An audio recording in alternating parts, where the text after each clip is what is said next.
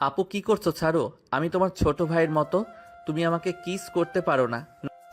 অবশ্যই পারি কিস করতে। তুই আমার আপন ভাই না ঈশান, তাই শুধু কিস কেন, আরো গভীর কিছু করতে পারি। নাউজুবিল্লাহ, কি সব বলছো তুমি আপু? মানুষ শুনলে কি বলবে? চরিত্র নিয়ে প্রশ্ন তুলবে। কে কি বললো তাতে আমার কিছু যায় আসে না। আমার তোকে লাগবে, এটাই বড় কথা। লাগবে মানে? আমি কি কোনো পণ্য নাকি যে কিনে নিবে?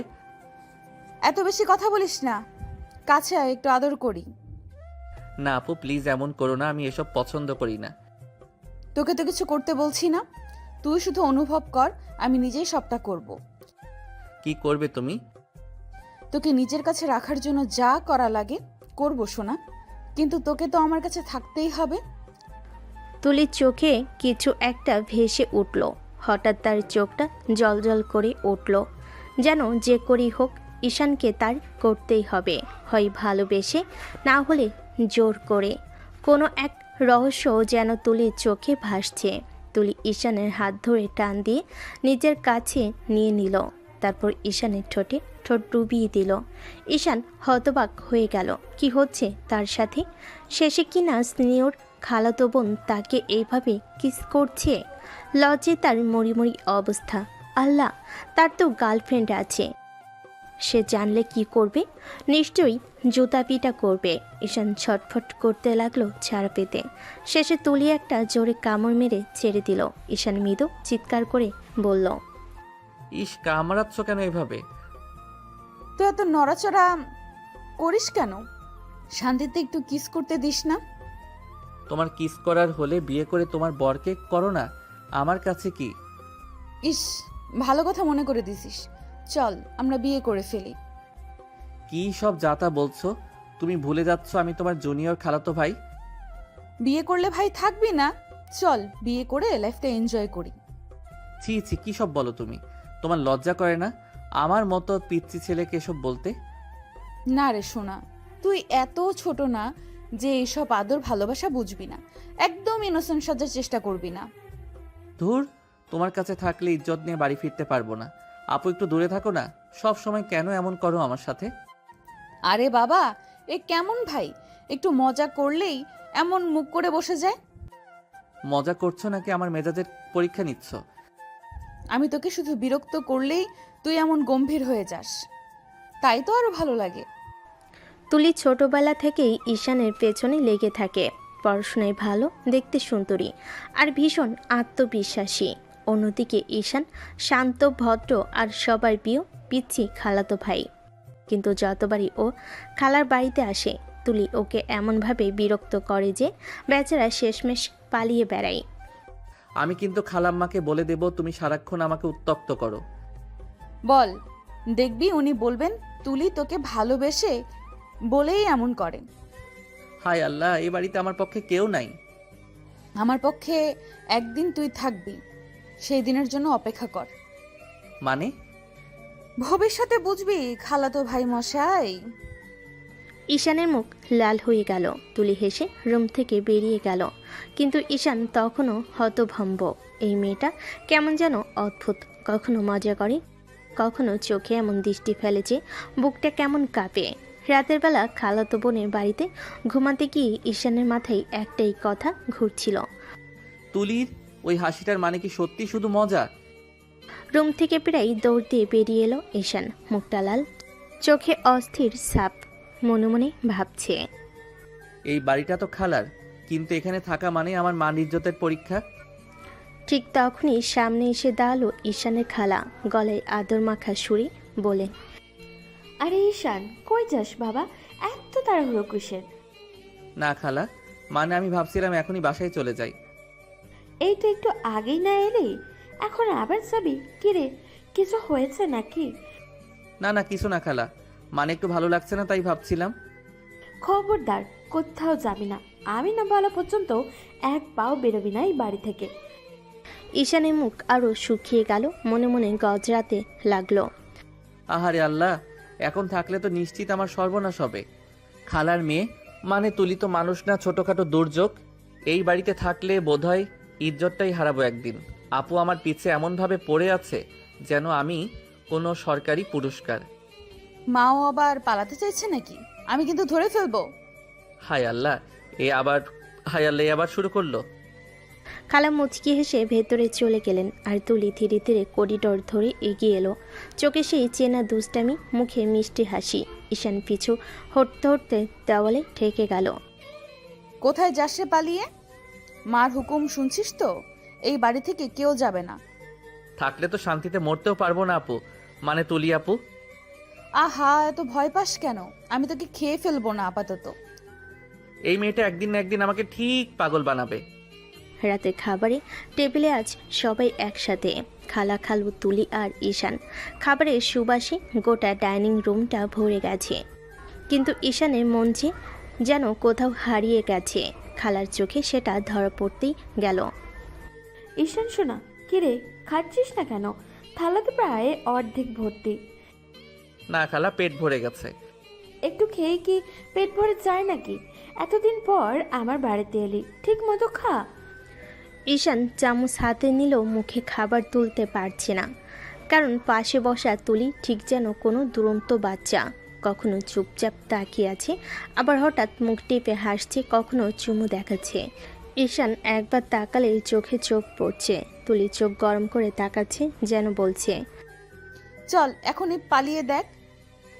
এই মেয়েটা একদিন আমাকে হার্ট অ্যাটাক দেবে। খাওয়ার সময়ও শান্তিতে থাকতে দেয় না। কি হলো রে খালাতো ভাই? মাছের কাঁটা আটকালো নাকি গলায়? আহ না না, কিছু না। কাটা লাগছে নাকি বাবা? পানি দেই? না খালা, ঠিক আছি, সব ঠিক। তুলি হাসি চাপা পড়ছে না, মুখ ঢেকে নিচু হয়ে আছে, যেন লজ্জা পেয়েছে।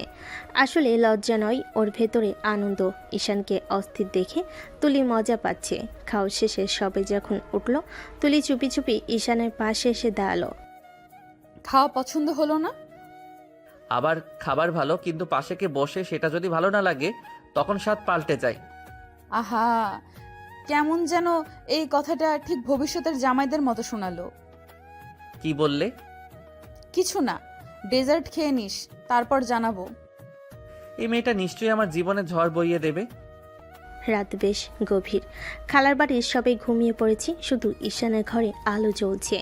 বেচারা সারাদিন তুলির দুষ্টামি সামলে এখন একটু শান্তি খুঁজছে। ঈশান বিছানায় শুয়ে ছাদের দিকে তাকিয়ে ভাবে, এই বাড়িতে থাকা মানে পরীক্ষার হলে বসা। কখন কোথা থেকে বিপদ আসে কে জানে। ঠিক তখনই দরজাটা কিঞ্চিত শব্দ করে খুলে গেল। ঈশানের বুক কেঁপে উঠল। কে ওখানে? ভূত। আহ, তুমি তুমি আবার এই সময় রুমে কেন? তোর ভয়টা দেখতে এলাম। দিন ভরা তো গম্ভীর, দেখি রাতে কেমন সাহস দেখাস। তুলি বিছানার পাশে এসে বসলো, হাতে একটা বালিশ, মুখে সেই দুষ্টু হাসি।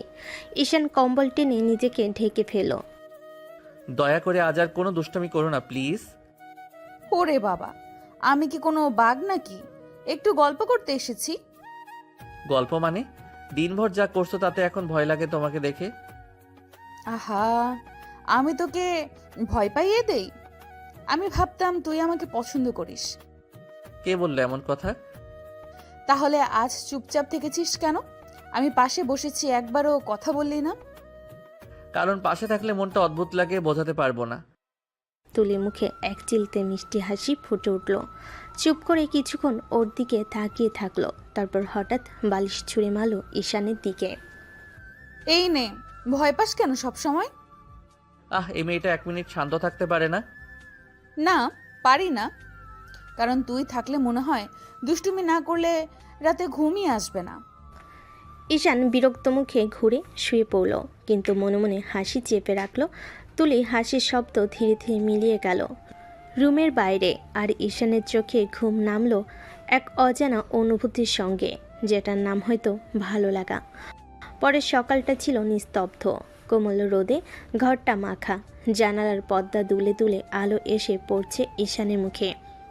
সে তখনও গভীর ঘুমে, ঠোঁটের কোণে হালকা হাসি যেন কোনো মিষ্টি স্বপ্নে হারিয়ে আছে। তুলি পাশে বসে চুপচাপ তাকিয়েছিল ওর দিকে। সেই শান্ত মুখটা, নিঃশ্বাসের ওঠানামা, সব কিছুতেই যেন একটা টান ছিল। অনেকবার ডেকেছিল, কিন্তু ঈশানের কানে কিছুই চায়নি। অবশেষে হাল ছেড়ে দিয়ে তুলি নিচু হয়ে এলো ঈশানের ঠোঁটে আলতো করে নিজের ঠোঁট ছুঁয়ে দিল একদম নিঃশব্দে। ভালোবাসার ছোঁয়ায় ঈশান হঠাৎ লাফিয়ে উঠে বসে পড়ল, চোখ বড় বড় করে। এই তুলি আপু, তুমি আবার কিস করছো? অনেকবার ডাকছিলাম, শুনিস নাই, তাই ভাবলাম চুমু দিলে হয়তো ঘুম ভাঙবে। চুমু কেন দাও? আমার বুক কাঁপে, তুমি জানো না? তুলি ধীরে ধীরে এগিয়ে এসে ওর বুকের উপর হাত রাখলো, তারপর চোখে চোখ রেখে মিষ্টি গলায় বলল, আমি চাই তোর বুক কাঁপুক, শুধু আমার নাম শুনে, শুধু আমার ছোঁয়ায়। ঈশান কিছু বলতে যাচ্ছিল, ততক্ষণে তুলি আবার হেসে ওর গালে একটা ছোট চুমু দিল। ঘরটা তখন শুধু নিঃশ্বাসের শব্দে ভরে গেল। একরাশ রোদ, এক চিলতে ভালোবাসা আর একজোড়া ধুকপুক করা হৃদয় একসাথে বাঁচতে লাগলো। ঈশান তখনও আদু ঘুমিয়ে বিছানায় গড়াগড়ি খাচ্ছে। তুলির মুখে চঞ্চল হাসি। সে আয়নার সামনে চুল ঠিক করতে করতে বলল, এই ফ্রেশ হয়ে রেডি হ, তোকে আজ আমার ভার্সিটিতে নিয়ে যাব। যাবো না কোথাও, খুব ঘুম পাচ্ছে আমার। বেশি কথা না বলে উঠে রেডি হ, না হলে টেনে তুলবো এখন। তোমার ওই বান্ধবীরা আমাকে সবসময় বিরক্ত করে, খালি বলে কিউট বাচ্চা কিউট বাচ্চা, খুব লজ্জা লাগে আমার। ওরা ঠিকই বলে, তুই তো কিউট জামাই আমার। কি সব বলো এসব? আমি তো তোমার ভাই। সময় হলে দেখা যাবে কে ভাই কে জামাই। এখন উঠে চলো, দেরি করিস না। ঈশান গজগজ করতে করতে উঠে পড়ল। তুলি তখন মুচকি হেসে ওর দিকে তাকিয়ে বলল, এই কিউট মুখটা নিয়ে ভার্সিটিতে গেলে আমার বান্ধবীরা তোকে দেখে আবার মুগ্ধ হয়ে যাবে। আমি সামলাতে পারবো তো? তুমি একদম অসহ্য। অসহ্য হলে তোকে এত ভালো লাগে কেন বলতো ঈশান? সকালটা অদ্ভুত শান্ত। উঠানে হালকা রোদ ছড়িয়ে পড়েছে। রান্নাঘর থেকে তুলির মায়ের কণ্ঠ ভেসে আসছে, তুলি, ঈশানকে ডেকে আনমা, সকালের নাস্তা ঠান্ডা হয়ে যাচ্ছে। তুলি তখন আয়নার সামনে দাঁড়িয়ে লিপগ্লস পরছিল।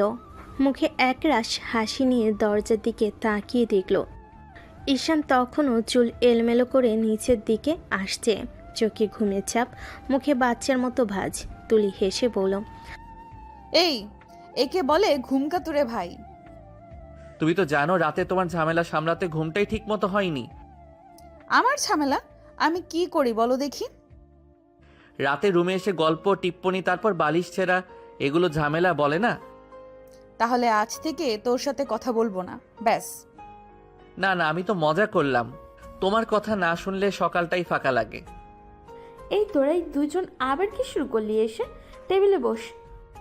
টেবিলের উপরে সাজানো গরম পরোটা, ডিমের কারি আর দুধ তুলি সবার প্লেটে তুলে দিচ্ছে আর চোখ টিপে ঈশানের দিকে তাকিয়ে আছে। ঈশান লজ্জায় মাথা নিচু করে খাচ্ছে। খালা বলেন, ঈশান, খাচ্ছিস না কেন সোনা? পরোটা এখনো অর্ধেক পড়ে আছে। খালা পেট ভরে গেছে। এইটুকু খেলে হবে না বাবা, পুরুষ মানুষ না, পাখি না কি? সবটা খা। হ্যাঁ মা, ও তো এখন ভার্সিটিতে যাবে আমার সঙ্গে, শক্তি লাগবে। খাই ঈশান, না খেলে রাস্তায় মূর্ছা যাস না যেন। তুমি কি আমাকে নিয়ে মজা করছো নাকি? না রে, আমি তোকে নিয়ে গর্ব করি, আমার কিউট পার্টনার। ঈশান চুপ করে গেল। মুখে হাসি চাপলেই যেন আরও কিছু বলবে তুলি। নাস্তা শেষে তুলি ব্যাগ কাঁধে ঝুলিয়ে বলল, চল, আজ আমার ভার্সিটিতে নিয়ে যাচ্ছি তোকে, সবাই দেখে নিক আমার মানে বন্ধু ঈশানকে। না না, আমি যাব না। তোমার বান্ধবীরা সারাক্ষণ কিউট কিউট বলে বিরক্ত করে। ঠিকই তো বলে, চল তো, বেশি কথা বলিস না। কিউট না, আমি তো তোমার ভাই। সময় হলে দেখা যাবে কে ভাই কে জামাই। এখন ওঠ, না হলে তোকে কাঁধে করে নিয়ে যাব। তুমি একদম পাগল মেয়ে। পাগল তুই? তোর জন্যই। এখন চল, আমার ভার্সিটির রাজপথে আজ তোকে দেখাবো তুলি রহমানের কিউট কম্পেনিয়ন কাকে বলে। তুমি এমনই থাকবে সারা জীবন। এমনই, তুই যদি পাশে থাকিস।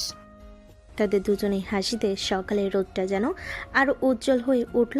খাওয়া শেষে তুলে হাত ধরে ঈশান বের হলো বাড়ি থেকে। রাস্তায় রোদ হালকা, বাতাসে ফুলের গন্ধ, তুলি মুখে হাসি। ঈশান বালিশের মতো দুহাত দুলিয়ে হাঁটছে, চোখে সামান্য লজ্জা। তুলি ভার্সিটি গেটে এসে বলল, চল, আজ আমার বান্ধবীদের সাথে পরিচয় করাবো। আমি কি করব? তুমি জানো তো লজ্জা লাগে। লজ্জা? তুমি আমার সঙ্গে আছো, আর কিছু লাগবে? তুলির বান্ধবীরা তখন খুঁজে বের করলো ঈশানকে, চিৎকার দিয়ে একসাথে এগিয়ে এলো। হাই হ্যান্ডসাম, তোমাকে কতদিন পরে দেখছি। আচ্ছা, তুমি কি এত কিউট ছিলে সব সময়? আহা ঈশান, আমাদের তুলির সঙ্গে কি ভালো কাটছে। আপু মানে কি সব বলেন? আপনাদের কাছে আসলে লজ্জা লাগে? আরে বাবা, লজ্জা পাও কেন? তোমাকে তো আদর করি বলি। দেখেছিস কত সুন্দরভাবে সবাই তোর প্রতি আগ্রহ দেখাচ্ছে। এবার থেকে তোকে আর লজ্জা পাবার দরকার নেই। বান্ধবীরা হাসতে হাসতে ঈশানকে ঘিরে ধরলো, তুলির চোখে দুষ্টামি। এই হলো আমার জামাই, কিউট, সাহসী আর লাজুক। মুখে মিষ্টি হাসি। সকালের ক্লাস শেষ।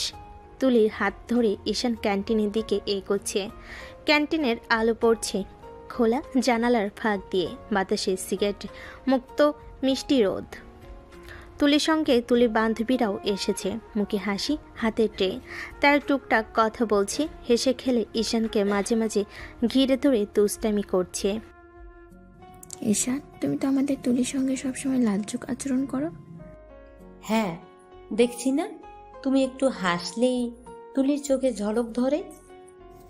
আরে বাবা, আমার জামাইকে একটু সময় দাও, এবার সে বসে আমাদের গল্প শুনুক। ঈশান চুপচাপ ট্রের দিকে তাকিয়ে আছে, মুখে হালকা লজ্জা, কিন্তু চোখে সে দুষ্টামি আর হাসি খুঁজে পাচ্ছে। এই মেয়েগুলো একবার চোখে মুখে তাকালে মনটা থমকে যায়। বিয়ে ছাড়াই জামাই বানিয়ে দিল। তুলি বান্ধবীরা খাবার অর্ডার করছে, ফ্রেশ ফ্রুট জুস, স্যান্ডউইচ, হালকা স্ন্যাক। তুলি হেসে বলল, ঈশান, তুমি কি নাস্তা খাবে না? আজ শুধু তোমাদের দুষ্টুমি দেখছি, খাওয়ার কথা পরে। আরে বাবা, কি রে, আমরা নাকি খাচ্ছি আর তুমি শুধু চুপচাপ দুষ্টামি দেখছো। দেখেছিস আমার জামাইটা কেমন ধীর, ওর লাজুক হাসিটা সবচেয়ে সুন্দর। ঈশান নিজেও হাসছে না, কিন্তু হৃৎপিণ্ডে ঠান্ডা ঢেউ। সেসব দুষ্টামি দেখছে, ছোট ছোট হাসি, তুলির চোখে ঝলক, বান্ধবীদের মিষ্টি হেসে খেলা, সব মিলিয়ে যেন এই সকালটা এক অদ্ভুত রোমান্টিক মুহূর্তে ভরে গেল। স্বাধীন ভার্সিটিতে হুলুস্থুলুসের পর বিকেলে ঈশান যখন বাসায় ফিরল, মুখটা গম্ভীর, চোখে ক্লান্তি আর মনে প্রচণ্ড বিরক্তি। তুলি তখন ঘরে আয়নার সামনে বসে চুল শুকাচ্ছে। দরজায় দাঁড়িয়ে ঈশান একদম গম্ভীর গলায় বলল, তোমার সাথে তো আমার বিয়ে হয়নি আপু, তাহলে তুমি সবার সামনে বারবার জামাই জামাই বলো কেন? আমার লজ্জা করে না?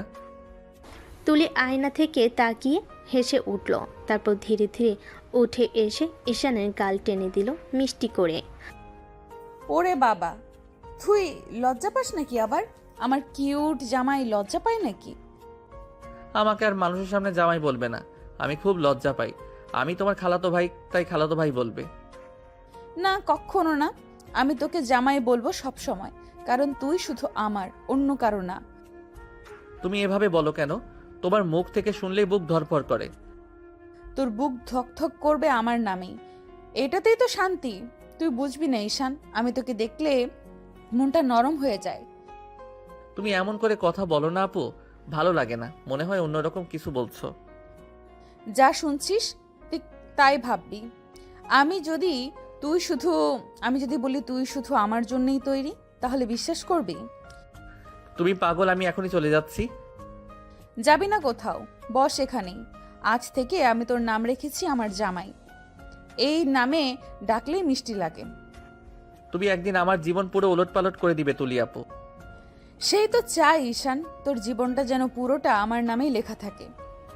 তুলির চোখে ভালোবাসা, মুখে দুষ্টামি, ঈশানের মুখে লাজুক হাসি। এই লড়াই, এই ভালোবাসা, এই মিষ্টি অস্বস্তি, সব মিলিয়ে যেন এক অদ্ভুত সম্পর্কের সূচনা হতে চলেছে। তুলি মনে মনে বলল, তোকে ভালোবাসায় যে আমার দায়িত্ব ঈশান, এটা তো পালন করতেই হবে।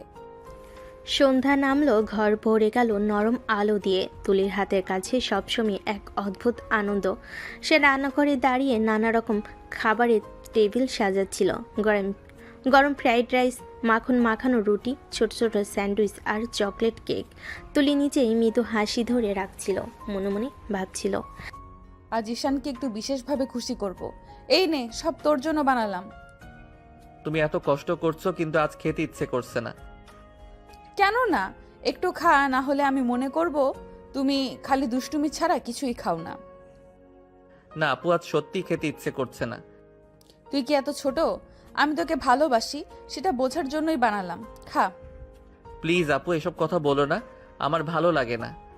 দেখছিস আমি কেবল চাই তুই খাস, তোর জন্যই আমি এত কষ্ট করছি, বুঝছিস না? ঈশান ধীরে ধীরে হাত বাড়ালো, কিন্তু মুখে কিছু বলল না, শুধু চোখে মিশ্র লাজ আর অবাক লাগা। তুলি হাসি চেপে ধরে ঈশানের হাতে স্যান্ডউইচ ধরিয়ে দিয়ে বলল, দেখছিস, তুই যদি খেতে না চাস আমি নিজেই খাইয়ে দিব, আমি তোকে ছেড়ে দেব না, বুঝলি? ঠিক আছে আপু, খাচ্ছি, কিন্তু শুধু খাচ্ছি এসব কথার জন্য না। ওরে বাবা, তুই খাচ্ছিস আর কথাও শুনছিস, আমি খুশি। তুলি আস্তে আস্তে ঈশানের কাছ ঘেঁষে বসল। ঈশান প্রথমে চমকে সরে যেতে চাইল, কিন্তু তুলি তা হতে দিল না। সে ঈশানকে টেনে নিজের বুকের উপর ফেল। ঈশান লজ্জায় দ্রুত সরে যেতে চাইল। তুলি ঈশানের একদম কাছে এসে তার ঠোঁটে ঠোঁট ডুবিয়ে দিল, কিস করতে লাগলো ঈশানকে। ঈশান কেঁপে উঠে সরে আসতে চাইলে তুলি তাকে ঠেলে বিছানায় ফেলে দিয়ে তারপর উঠে বসলো। তারপর আবার ঈশানের ঠোঁট কামড়ে ধরল। ঈশানের হাত দুটো নিয়ে তুলির কোমরে রাখলো। ঈশানের হাত থরথর করে কাঁপছে। তুলি অনেকক্ষণ কিস করার পর বলল, এরকম কাপাকাপি না করে এনজয় কর, দেখবি ভালো লাগবে। আপু প্লিজ, আমার গার্লফ্রেন্ড আছে, ও জানলে অনেক রেগে যাবে। তুলি ঈশানের ঠোঁট কামড়ে রুটলি কিস করতে থাকে। এক প্রকার কামড় মারছে শুধু, তারপর জোরে কামড় দিয়ে ছেড়ে দিয়ে বলল, তোর ঠোঁট দিয়ে যদি গার্লফ্রেন্ড উচ্চারণ হয় তাহলে ঠোঁট কামড়ে খেয়ে ফেলবো, তাই কথা না বলে চুপ করে থাক। তুলি আবার কিস করতে লাগলো। ঈশান বেচারা চুপ করে থাকা ছাড়া কিছুই করতে পারল না। যে আকারে ঠোঁট কামড়াচ্ছে না জানি কখন ঠোঁট ছিঁড়ে যায়। ঈশান বাধ্য হয়ে রেসপন্স করতে লাগলো। তুলি একা যদি করে তাহলে ঠোঁট আস্ত থাকবে না।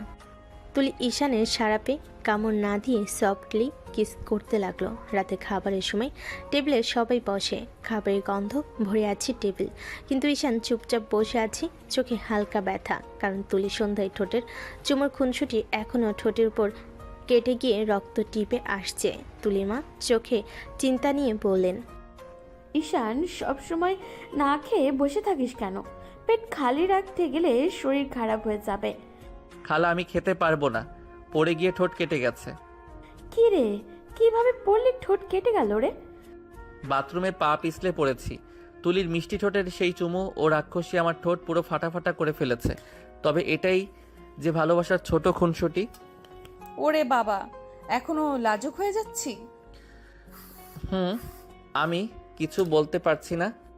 দেখছিস, আমি তোকে শুধু খুনসুটি করি না, ওটা ভালোবাসা, আর ভালোবাসা করলে একটু কষ্ট তো লাগে। আপু তুমি সত্যি এক রাক্ষসী।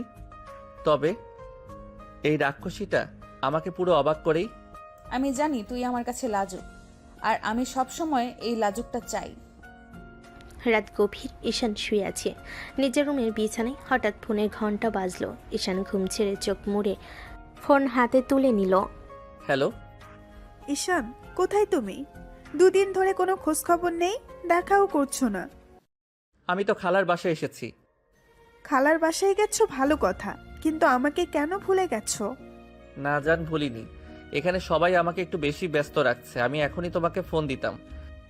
ঢং করতে হবে না। তারা টুকটাক কথা বলল, হাসি আর হালকা ঝগড়া। শেষে ফোন কেটে দিল ঈশান।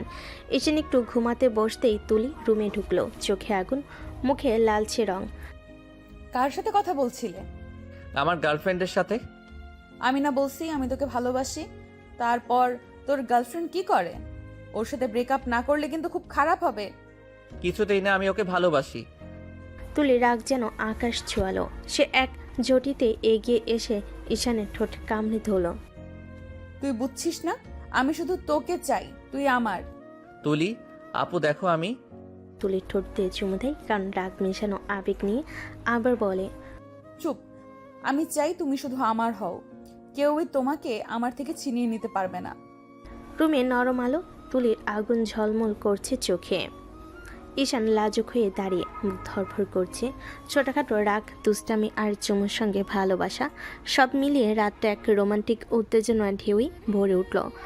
ভোরবেলা সূর্য কুয়াশা ভেদ করে হালকা আলো এনে দিল। ঈশান উঠে আসলো চুপচাপ, চুল আঁচড়াচ্ছে। খালার দিকে তাকিয়ে বলল, খালা আমি আজ বাড়ি চলে যাব।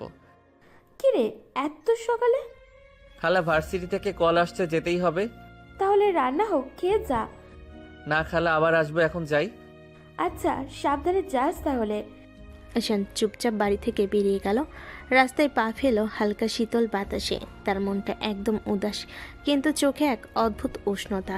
একই সময় তুলির ঘরে আলো ঢুকতে শুরু করলো। সে ঘুম থেকে উঠে মায়ের কাছে এসে বলল, মা, ঈশান কোথায়? ঈশান চলে গেল সকালে, ওর ভার্সিটিতে কিছু দরকার ছিল। তুলি মুহূর্তে বুঝলো ঈশান চলে গেছে।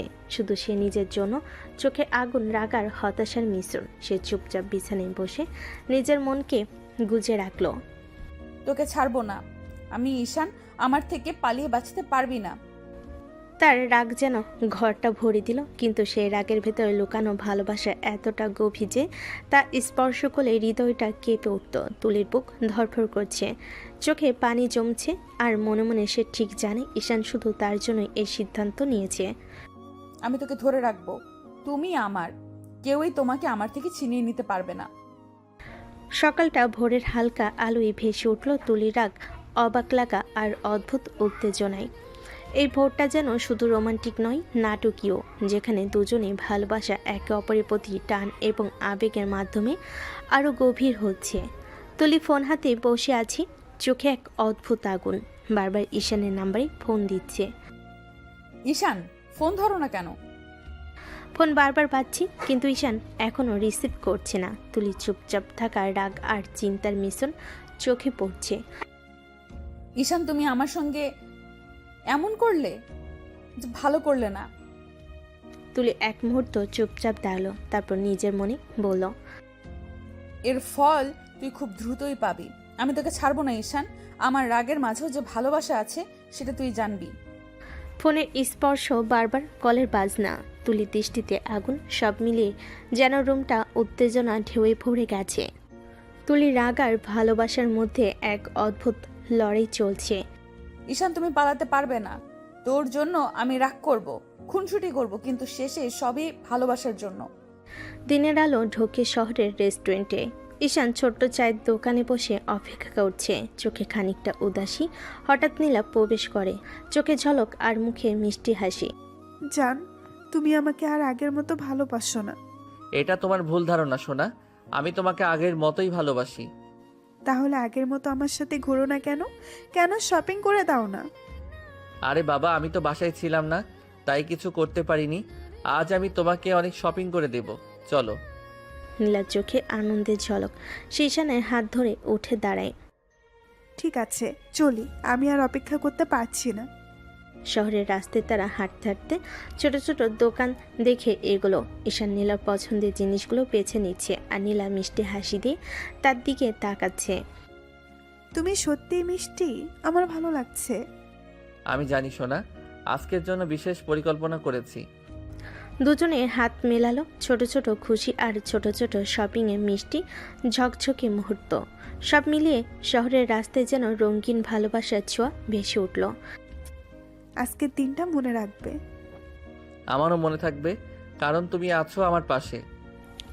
সারাদিনের এই শপিং এবং মিষ্টি মুহূর্তগুলো ঈশান ও নীলার সম্পর্ককে আরও দৃঢ় করে দিল। শহরের রঙিন আলো আর মানুষের মধ্যে এই দুজনের জন্য যেন সব কিছু থেমে গেছে। রাত গভীর, ঈশান ঘুমের আগে ফোন হাতে নিল। হঠাৎ ফোন বাজতে থাকে। স্ক্রিনের নাম দেখে হাসি না রেখে ঈশান রিসিভ করলো। হ্যালো ঈশান, তোর সাহস কি করে হলো আমাকে না বলে চলে যাবার? তুলি আপু, আমি সকাল হলে আমি যেন তোকে বাড়িতে দেখি, না হলে দেখিস কি করি। আমি যেতে পারবো না। যদি না আসিস তখন দেখিস কি করি। ঈশান ফোন ধরে চুপচাপ দাঁড়িয়ে থাকে। তুলি রাগ, ছোটোখাটো হুমকি আর সেই সঙ্গে মিষ্টি ভালোবাসা, সব মিলিয়ে তার বুক ধরফর করছে। তুলি নিজের মনে বলল, আমি তোকে ছাড়বো না। তুই আমার, আর পালাতে পারবে না। তুমি আমার চোখে, আমার কাছে থাকতে হবে। রাত্রি ঘর জুড়ে নরম আলো, ফোনের দিকে রাগ, চোখের ঝলক আর হৃদয়ে লাজুক ধরপর। সব মিলিয়ে রাতটা এক রোমান্টিক নাটকীয় উত্তেজনায় ভরে উঠল। সকাল হলে ঈশান ছোট পায়ে তুলির বাড়িতে পৌঁছায়। দরজা খোলার সঙ্গে সঙ্গে চোখ পড়ে এক বড় আয়োজন। ঘর সাজানো, ফুলে ফুলে ভরা এবং কেন্দ্রে বসে আছে কাজী। ঈশান হতভম্ব হয়ে খালার দিকে তাকিয়ে বলে, কি ব্যাপার খালা, এত আয়োজন কেন? ঈশান, আজকে তোকে তুলিকে বিয়ে করতে হবে। আমি কিছুতেই তুলি আপুকে বিয়ে করতে পারবো না। তুলি তোকে বিয়ে করার জন্য জেদ করছে, বলছে তোর সাথে বিয়ে না দিলে সুইসাইড করবে। তাই আমরা বাধ্য হয়েছি এই বিয়ের আয়োজন করতে। ঈশানের বুক ধড়ফড় করছে। সে জানে তুলির রাগ, জেদ আর ভালোবাসার মিশ্রিত আবেগ একসাথে এই সিদ্ধান্তে প্রভাব ফেলেছে। ঈশান ধীরে ধীরে তুলির দিকে এগিয়ে গেল। দরজার পাশে দাঁড়িয়ে চোখে মিশ্রিত লাজ ও উদ্বেগ। ঈশান হালকা কণ্ঠে মাথা নিচু করে, তুলি আপু, আমি কিছুতেই তোমাকে বিয়ে করতে পারবো না। তুলি হঠাৎ চুপচাপ দাঁড়িয়ে, সুন্দর করে সাজানো শাড়ি, চোখে আগুন। সে এক ঝটিতে এগিয়ে এসে ঈশানের হাত ধরে বলল, তুই বিয়ে করবি, তোর ঘাড় করবে। আপু, তুমি জেদ করছো? আমি চাই আজ থেকে আমরা একে অপরের পালানোর কোনো রাস্তা নেই ঈশান। রুমে বাতাসে ফুলের সুবাস, তুলির রাগের মধ্যে লুকানো ভালোবাসা আর ঈশানের অবাক চাহনি, সব মিলিয়ে সকালটা এক রোমান্টিক নাটকীয় উত্তেজনায় ভরে উঠল। ঈশান মনে মনে বলল, ও রাক্ষসী, তোর এই জেদ, রাগ আর ভালোবাসার মধ্যে আমি হারিয়ে যাচ্ছি। আমি জানি আজ থেকে আমাদের জীবন আর আগের মতো হবে না। তুলি ঈশানের পাশে ধীরে ধীরে এগিয়ে এলো, চোখে আগুন, মুখে এক ধরনের দুষ্টামি আর রাগের মিশ্রণ। সে হালকা হাসি দিয়ে ঈশানের কানে কাছে কণ্ঠটা ঘেঁষে বলল, ঈশান, যদি তুই আজ আমাকে বিয়ে না করিস, আমি সবাইকে বলবো আমাদের মধ্যে সব হয়ে গেছে, যে স্বামী স্ত্রীর মধ্যে হয়। কিছু তো হয়নি আপু। আমি তবুও সবাইকে বলবো, তখন তুই কি করবি? ঈশানের বুক ধড়ফড় করছে। তুলির রাগ, জেদ আর আবেগের মিশ্রিত কথায় সে একটু হতবাক। তাহলে এখনই কর, বিয়ে ছাড়া আর কোনো পথ নেই। ঈশান দীর্ঘশ্বাস নিয়ে চুপচাপ মাথা নিল। তারপর ধীরে ধীরে তুলির দিকে এগিয়ে গেল, চোখে লাজ আর মৃদু হাসি। ঠিক আছে, আমি রাজি। আমি তোমার সঙ্গে বিয়ে করবো আপু। তুলির চোখে হঠাৎ উজ্জ্বলতা, মুখে মিষ্টি হাসি। সে ধীরে ধীরে ঈশানের হাত ধরে বলল, দেখিস, আমি তোকে খুব ভালোবাসবো। আজ থেকে আমরা একে অপরের। ঘরে বাতাসে নরম আলো, তুলির দৃষ্টিতে জেদ, রাগ আর ভালোবাসার মিশ্রণ। ঈশানের চোখে লাজ, হৃদয়ে উত্তেজনা, সব মিলে মুহূর্তটা একদম রোমান্টিক এবং নাটকীয়। ঈশানের মনে মনে, ও রাক্ষসী, তোর এই জেদ আর আবেগ আমাকে বাধ্য করেছে। আমার জীবনটা নরক বানাবি। ঘর সাজানো, ফুলে ফুলে ভরা, অতিথিরা সব মিলে উপস্থিত। কাজের কেন্দ্রে বসে আছেন, হাতে কিতাব। ঈশান ও তুলি সামনাসামনি দাঁড়িয়ে, চোখে লাজ আর উত্তেজনা। আসসালামু আলাইকুম।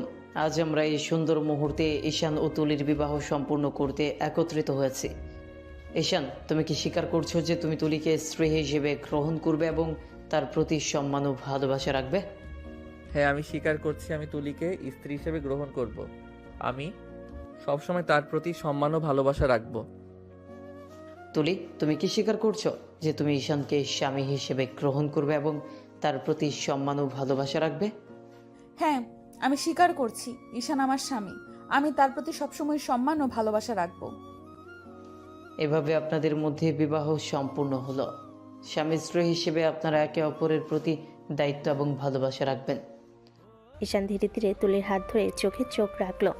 তুলির চোখে মিশ্রিত লাজ আর রাগ, ভালোবাসা। দেখিস ঈশান, এবার থেকে তোকে খুব ভালোবাসবো, পালাতে পারবি না। জানি তো, পালালে আমার অবস্থা টাইট করে দিবে তুমি। ঘরের ভেতর মৃদু আলো, ফুলের সুবাসে ঘরটা ভরে আছে, অথচ বাতাসে অদ্ভুত এক ভারী নীরবতা। তুলি বিছানায় বসে আছে, লাল শাড়ি পরে, ঠোঁটে হালকা হাসি, কিন্তু চোখে জেদ। অন্যদিকে দরজার পাশে দাঁড়িয়ে আছে ঈশান, চোখে আতঙ্ক আর রাগের ছাপ। তুমি আমাকে ব্ল্যাকমেইল করে বিয়ে করেছো তুলি আপু। এটা কোনো ভালোবাসা না, এটা জোর জবরদস্তি। আমি কিছুতে এই বিয়ে মানি না। তোর মানা না মানায় কিছু যায় আসে না ঈশান, আর তুই আমার স্বামী, এইটুকু সত্যি। তুমি পাগল হয়ে গেছো নাকি? আমি তোমাকে কোনোদিন ভালোবাসিনি, কখনো পারবো না। আমি নীলাকে ভালোবাসি। তুলির চোখ এক মুহূর্তের জন্য নিষ্পলক হয়ে গেল, ঠোঁট কেঁপে উঠল। তারপর হঠাৎ দাঁড়িয়ে ঈশানের সামনে গিয়ে থেমে গেল সে। আর একবার নীলার নাম নিলে কসম করে বলছি নিজের হাতে এই দাঁত ফেলে দিব। তুমি কেন এমন করছো আপু? তোমার নিজের সম্মান বলে কিছু নেই? সবাইকে ঠকিয়ে এই বিয়ে করেছো, তুমি হেরে গেছো তুলি। ভালোবাসা জোর করে হয় না। আমি হারতে পারি, কিন্তু তোকে ছাড়তে পারবো না। তুই আমার, এটা তোকে সময়ের সঙ্গে বুঝতেই হবে। আমি কোনো দিনও বুঝবো না। আমি এই বিয়ে মানি না, তুমি আমার কিছুই না। তুলির বুকের ভেতরটা হঠাৎ ভারী হয়ে উঠল। চোখে এক ফোঁটা জল এসে ঠোঁটে গড়িয়ে পড়ল, কিন্তু সে তা মুছে ফেল। তারপর নিঃশব্দে বলল, একদিন তুই নিজেই বুঝবি ভালোবাসা মানে কি। ঈশান কোনো উত্তর না দিয়ে চুপচাপ বিছানার পাশে রাখা কুশানে বসে পড়ল। মুখে ক্লান্তি, চোখে রাগ আর মনে একরাশ অস্থিরতা। রাতটা নিঃশব্দে কেটে গেল। দুজন একই ঘরে, অথচ দুজনের মধ্যে এক অজানা দূরত্ব। ফুলের গন্ধ ঘর ভরিয়ে রাখলেও সেই রাতে তুলির বুক ভরেছিল জেদে, আর ঈশানের মন ভরেছিল অভিমানে। ঈশান ঘুমিয়ে পড়লে তুলি ব্যালকনিতে গিয়ে আকাশের দিকে তাকিয়ে বলল, দেখেছো, তোমার জন্য আমি আজ বিয়ে হওয়ার পরেও স্বামী ছাড়া রাত কাটাচ্ছি। এমনটা কেন হলো বলো তো? এত বড় দায়িত্ব কেন দিলে আমাকে? আমি কি পারবো এটা পালন করতে, নাকি কথার আঘাতে ভেঙে পড়বো? তুলি এসে ঈশানের ঠোঁটে চুমু খেয়ে তাকে জড়িয়ে ধরে ঘুমিয়ে পড়ল, যেন অনেক বড় দায়িত্ব হাতে নিয়েছে, তা পালন করতে হবে তার। রোদ জানালার পর্দা ভেদ করে ঘরে ঢুকছে। ফুলের গন্ধে এখনও ভরে আছে রাতের বাসরটা। তুলি ধীরে চোখ খুলো, তার গা ঘেঁষে কেউ ঘুমাচ্ছে। ঈশান। ওর হাত তুলি কোমর শক্ত করে জড়িয়ে আছে। ঈশান নিশ্চিন্তে ঘুমাচ্ছে, মুখে অদ্ভুত শান্তি। তুলির ঠোঁটে হালকা হাসি ফুটল। অনেক কষ্ট, অনেক জেদ, সব ভুলে মুহূর্তটা যেন থেমে গেছে তার জন্য। তুলি আস্তে ঝুঁকে ঈশানের মুখের দিকে তাকালো। তার নিঃশ্বাসে উষ্ণতা, চোখে পাপড়ির নিচে নির্ভেজাল ছেলে মানুষই। অজান্তেই তুলির বুক ভরে উঠল ভালোবাসায়। একটা দীর্ঘ নিঃশ্বাস নিয়ে সে আলতো করে ঈশানের ঠোঁটে ছুঁয়ে দিল নিজের ঠোঁট। নরম, খুব হালকা ছোঁয়া। ঈশান হঠাৎ নড়চড় উঠল, চোখ মেলে দেখল তুলি ওর মুখের কাছে। তুমি তুমি আমাকে কিস করলে কেন? তুমি নিজেই তো আমাকে জড়িয়ে ঘুমাচ্ছিলে। আমি ভাবলাম তুই শুরু করেছিস, আমি চেষ্টা করি। তুমি কিভাবে এমন স্বাভাবিক ভাবে এসব বলো? কারণ আমি তোর বউ। স্বামীকে আদর করা অপরাধ না, বাচ্চা ছেলেটা। তুমি আবার শুরু করো না আপু। এই আপু আপু টাকা বন্ধ করবি ঈশান?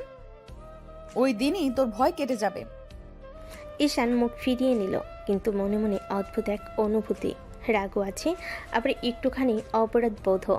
আর তুলি সেই মিষ্টি হাসিটা মুখে রেখে জানালার দিকে তাকিয়ে ভাবল, যে জেদ আমি শুরু করেছি সেটা শেষ না হওয়া পর্যন্ত ছাড়বো না। একদিন এভাবেই কেটে গেল রাত। আর ঈশানের জীবনের সবচেয়ে অস্থির। কেউ খুঁজে পেল শান্তি, কেউ হারিয়ে ফেলল সবটা। ভোরের আলো পড়তে ঈশানের ঘুম ভাঙল। পাশ ফিরে দেখে তুলি এখনো শান্তমুখী ঘুমাচ্ছে। ঈশানের কপালে ঘাম জমে গেল। এই কেমন পরিস্থিতি? আমি কি করে এখানে? ঠিক তখনই তুলি চোখ খুলে ফেলল, ঠোঁটে একটুখানি হাসি নিয়ে বলল, কিরে, এভাবে তাকিয়ে আছিস কেন? আমি কি তোর কোনো চেনা মানুষ না নাকি? দয়া করে এসব নাটক করো না। আমি নীলার। তুলি মুখের হাসিটা মিলিয়ে গেল, চোখে এক অদ্ভুত আগুনের ঝিলিক দেখা গেল। সে ধীরে ধীরে ঈশানের দিকে এগিয়ে এসে বলল, একবারই বলছিস, বলবি না আবার? ঈশান চুপ, তার ঠোঁট শুকিয়ে গেল। তুলি তার গলার কাছে মুখ এনে ফিসফিস করে বলল, তোকে এত বারণ করার পরেও নিলাম নাম বলিস? ঈশান অবাক হয়ে তাকিয়ে রইল। এই মেয়েটা কি সত্যি তার সেই তুলি আপু? কোথায় গেল আগে স্নিগ্ধ মিষ্টি হাসি মানুষটা? সকাল গড়িয়ে দুপুর। তুলির মুখে তখন অন্যরকম আত্মতৃপ্তি, যেন সব কিছু পেয়ে গেছে সে।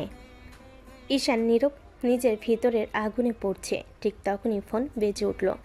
স্ক্রিনে লেখা নীলা কলিং। ঈশান এগিয়ে যেতে তুলি হাত বাড়িয়ে ফোনটা কেড়ে নিল।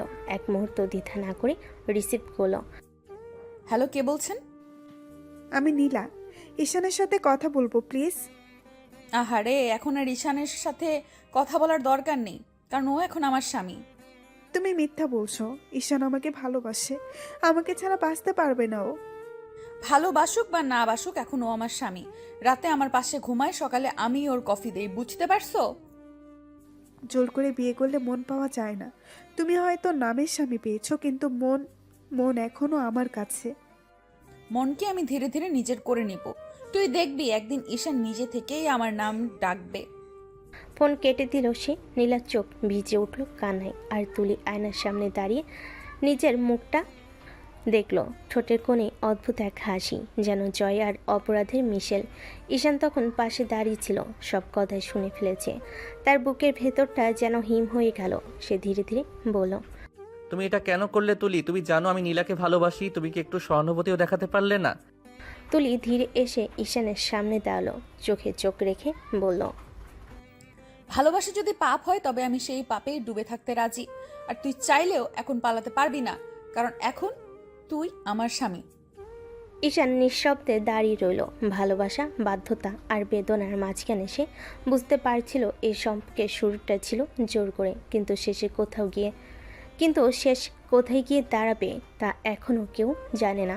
সকালে নাস্তার টেবিলে নীরবতা নেমে এসেছে। তুলি শান্তভাবে চামচ করে দুধে ভাত তুলে খাচ্ছে, আর ঈশান সামনের দিকে তাকিয়ে যেন চিন্তার সমুদ্রে হারিয়ে গেছে। হঠাৎ সে ধীরে বলল, আমি বাড়ি যেতে চাই। চামচের শব্দ থেমে গেল তুলির হাতে। ঠোঁটে ধীরে এক মুচকি হাসি এঁকে পড়ল। বাড়ি যাবি? খুব ভালো কথা, আমাকেও নিয়ে যাবি তাহলে। তুমি যাবে মানে? আমি একা যাচ্ছি। তুমিও জানো এই বিয়ে আমি মানি না, আমি কাউকে কিছু বলতে পারবো না। মানিস বা না মানিস, আমি এখন তোর স্ত্রী। তুই বাড়ি যাবি মানে আমি তোর বউ হয়ে যাব না? তুই একা গিয়ে কি করবি? আমিও যাব। আমি কিছুতেই তোমাকে নিতে পারবো না, কিছুতেই না। তুলির চোখ মুখের রং মুহূর্তেই বদলে গেল, চোখে আগুন ঝলসে উঠল, গলায় হালকা কাঁপুনি নিয়ে বলল, নেবে না? তাহলে শোন, তুই যদি একা বাড়ি যাস তাহলে আমি ওখানে গিয়ে এমন কিছু করে ফেলবো যে তোর জীবনটাই তছনছ হয়ে যাবে। ঈশান নিঃশব্দ মাথা নিচু করে রইল কিছুক্ষণ, তারপর নিঃশ্বাস ফেলে বলল, ঠিক আছে চলো। এটাই ঠিক সিদ্ধান্ত। এখন প্রস্তুতি নিস, দুপুরে রওনা দিব। দুপুরবেলা বাচ্চার জানালার পাশে বসে আছে ঈশান, মুখটা গম্ভীর, চোখ দুটো নিস্তেজ। তুলির মুখে যেন বিজয়ের ছায়া, চোখে কৃত্রিম শান্তি, অথচ ভিতরে ঝড় বইছে। দুজনে কেউই কথা বলছে না। রাস্তাগুলোর ভেতর দিয়ে বাস তখন তাদের শহরের দিকে এগোচ্ছে। ঈশানের বুকের ভেতরটা ধক ধক করছে। বাড়ির সবাই জানলে কি হবে, বাবা কি বলবে, আর সৎমা? বিকাল নাগাদ তারা পৌঁছালো ঈশানের বাড়িটা। বেশ পুরনো হলো, সম্মানজনক। দরজা খুলে বেরিয়ে এলো ছোট্ট একটা ছেলে, 7-8 বছরের হবে। ছেলেটা খুশিতে চিৎকার করে উঠল, ভাইয়া, ভাইয়া চলে এসেছো? রায়ান কেমন আছো? এই আপু কে ভাইয়া? আমি তোর ভাবি। ভাবি মানে? ভাইয়া তো বলছিল বিয়ে করবে না এখনই। ওরে পাগলে এত প্রশ্ন করে না, ভেতরে যা। ঠিক তখনই দরজার ফাঁক থেকে বেরিয়ে এলো এক নারী, ঈশানের সৎমা রোজিনা বেগম। চোখে কাজল, ঠোঁটে ঠান্ডা হাসি। এ কে ঈশান? মা, উনি আমার স্ত্রী। স্ত্রী? মানে তুই গোপনে বিয়ে করে বসে আসছিস? বাহ, সাহস তো অনেক হয়েছে।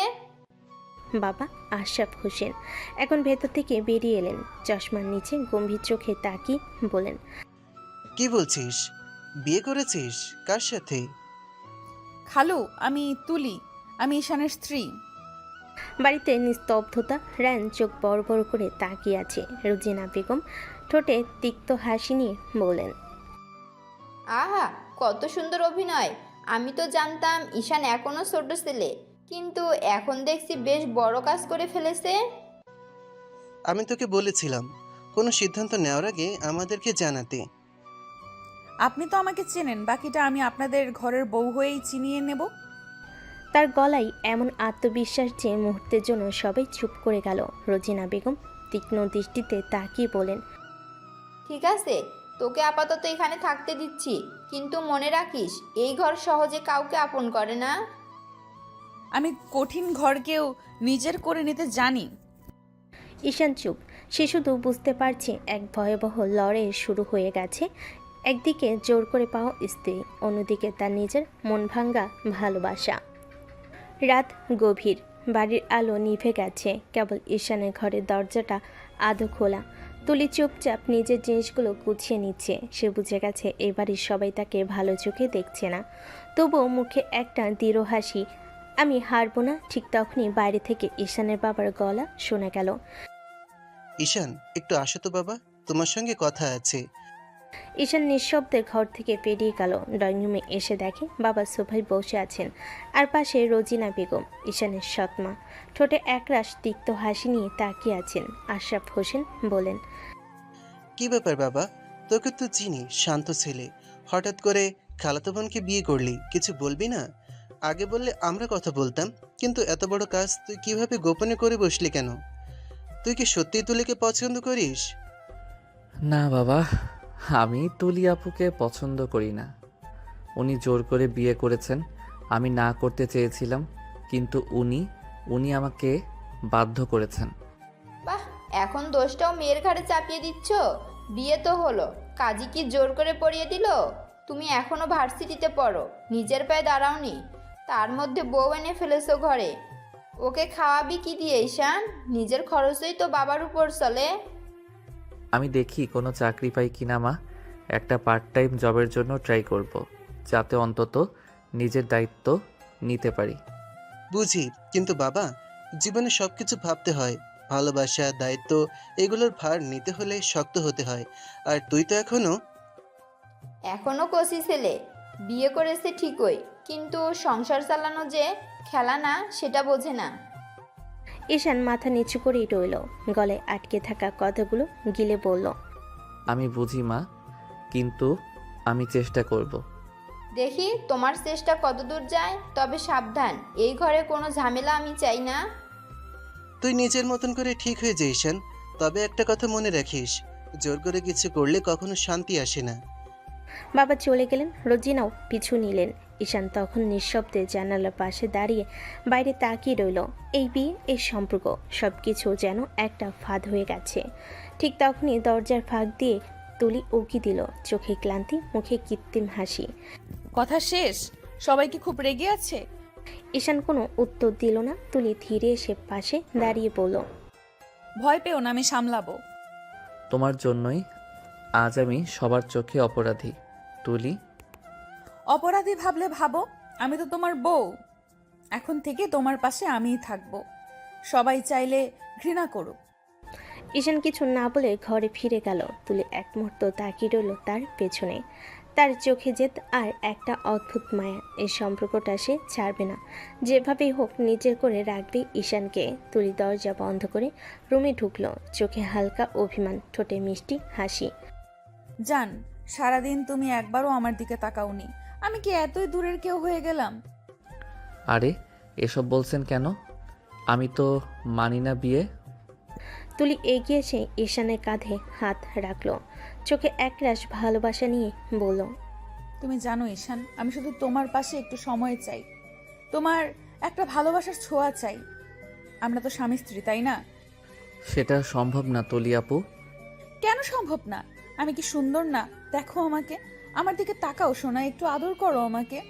ঈশান তাকিয়ে দেখলো তুলি একটা জর্জেট শাড়ি পরেছে, তাতে শরীরের ভাঁজ স্পষ্ট বোঝা যাচ্ছে। ঈশান ঢোক গিলল কয়েকটা, তার গলা শুকিয়ে আসছে এই অবস্থায় দেখে। তুলি আরেকটু এগিয়ে এসে ঈশানের গলা জড়িয়ে ধরলো, তারপর মুখের কাছে মুখ নিয়ে বলল, একটু ভালোভাবে তাকিয়ে দেখো আমার দিকে, তোমার ভালোবাসা পাওয়ার জন্য আমার হৃদয় আকুল হয়ে আছে। একটু আদর করে দেখো, সারাক্ষণ আমাকে আদর করতে ইচ্ছে করবে। প্লিজ সরে যান, একটু দূরে থাকুন। আজ আর কোনো দূরত্ব নেই সোনা, আজ আমরা দুজন মিলে এক হয়ে যাব। তুলি আস্তে আস্তে ঈশানের ঠোঁট আঁকড়ে ধরলো, খুব সফটলি কিস করতে লাগলো। তুলির ঠোঁটের স্পর্শ ঈশানের সারা শরীর শিরশির করে উঠল। সে নিজেকে সামলাতে পারছে না, তার শরীর কাঁপতে লাগলো। তুলি আরও একটু কাছে আসলো, ঈশানের শার্টের বোতামগুলো খুলতে লাগলো, তারপরে শার্ট খুলে ছুঁড়ে মারলো দূরে। ঈশান চোখ বন্ধ করে আছে। তুলি ঈশানের বুকে চুমু দিতে লাগলো। ঈশান পাগল হয়ে গেল। সে এক ছটকায় তুলিকে কোলে করে বিছানায় ফেলে দিল, তারপর নিজে উঠে পড়ল তুলির ওপর। তুলির ঠোঁট কামড়ে কামড়ে কিস করতে লাগলো। তুলির মুখ দিয়ে উত্তেজিত আওয়াজ করলো। ঈশান আরও পাগল হয়ে গেল। তুলি নাইট ড্রেস খুলে ফেলো, তারপর তুলির বুকে চুমু দিতে লাগলো। তুলি পাগল হয়ে গেল। ঈশান তুলির সারা শরীরে স্পর্শ করছে আর কিস করছে। তুলি মৃদু চিৎকার করছে। ঈশান আর থাকতে পারল না। তুলি শরীরের সাথে নিজের শরীর পুরোপুরি মিশিয়ে দিল। ভালোবাসায় ডুবে গেল দুজনে। সকালের আলো হালকা পর্দা পেরিয়ে ঘরে ঢুকেছে। ঈশান আদো ঘুমে চোখ খুলে দেখল তুলি জানালার পাশে দাঁড়িয়ে চুল মুছছে। সূর্যের আলোয় মুখটা আরো উজ্জ্বল লাগছে। ঈশান গম্ভীর কণ্ঠে বলল, আপনি আমার এত কাছে কেন আসলেন? আমি এখন নীলাকে কি জবাব দেব? তুলি ধীরে ঘুরে তাকালো, চোখে মায়া, ঠোঁটে হালকা হাসি। চলে এসে ঈশানের পাশে বসে মৃদু স্বরে বলল, তুমি এখনো নীলার কথা ভাবছো? তুমি কি মনে করো ভালোবাসা শুধু মুখে বললেই হয়? তুমি আমার স্বামী ঈশান, আমি তোমার বউ। তুমি আমার কাছ থেকে দূরে যেতে পারবে না, কারণ আমি তোমার জীবনের অংশ হয়ে গেছি। ঈশান চোখ নামিয়ে চুপ করে রইল। তুলি তার চেহারার দিকে তাকিয়ে মৃদু হেসে বলল, দেখো রাতটা কত সুন্দর ছিল। তুমি হয়তো ভুলে গেছো, কিন্তু আমি ভুলিনি। তোমার মুখের এক একটা অভিব্যক্তি, তোমার চোখের এক একটা ভাঁজ, সব মনে আছে আমার। ঈশান কিছু বলতে গিয়ে থেমে গেল, গলা ভারী হয়ে এলো। তুলি তার হাত ধরে বলল, ঈশান, ভালোবাসা একবার আসলে আর কোথাও জায়গা দেয় না। আমি জানি তুমি এখনো দ্বিধায় আছো, কিন্তু আমি তোমাকে বুঝে নেব সময় নিয়ে। তুমি চাইলে রাগ করো, চুপ থাকো, দূরে যাও, আমি তবুও তোমার পাশে থাকবো। তুলির চোখে অদ্ভুত এক দৃঢ়তা। সে উঠে গিয়ে জানালার পর্দা সরিয়ে দিল। রোদ এসে ঈশানের মুখে পড়ল। তুলি মৃদু হেসে বলল, এই আলোটা যেমন আমার ঈশানের মুখে লাগে, ঠিক তেমনি আমিও চাই আমার ছোঁয়া তোমার জীবনের আলো হয়ে থাকুক। আর নীলার নাম মুখে আনলে রাগ করবো কিন্তু। ঈশান চুপচাপ তাকিয়ে রইল তুলির দিকে। তার ঠোঁট নড়ে উঠল না, কিন্তু চোখের ভেতর বোঝা যাচ্ছিল এই মেয়েটাকে সে আর দূরে সরাতে পারছে না। সকালে রোদ ঝলমল করছে, ঘড়িতে তখন প্রায় 9:30। তুলি হালকা খোলা চুলে, ঘুম যাওয়ানো চোখে নিচে নামলো। সিঁড়ি দিয়ে নামার সময় মুখে হাই তুলছে। রান্নাঘরের পাশে দাঁড়িয়ে ছিল ঈশানের সৎমা, হাতে চায়ের কাপ। তুলি নিচে নামতেই কড়া গলেই বলল, এই যে বৌমা, এখন সময় দেখতেছো? এত বেলা করে ঘুম থেকে উঠলে চলবে? বাড়ির বউ হয়ে নাস্তা বানাবে না? তুলি একটু চমকে গেল, চোখে দুষ্ট হাসি ফুটে উঠল। তুলিও ওনার মতো করে বলল, আচ্ছা মা, আপনি তো বানাতে পারেন, তাহলে আমাকে কেন বলছেন? কি বললে? আমার কানে ভুল যায়নি তো? আমাকে কাজ করতে বলছো তুমি?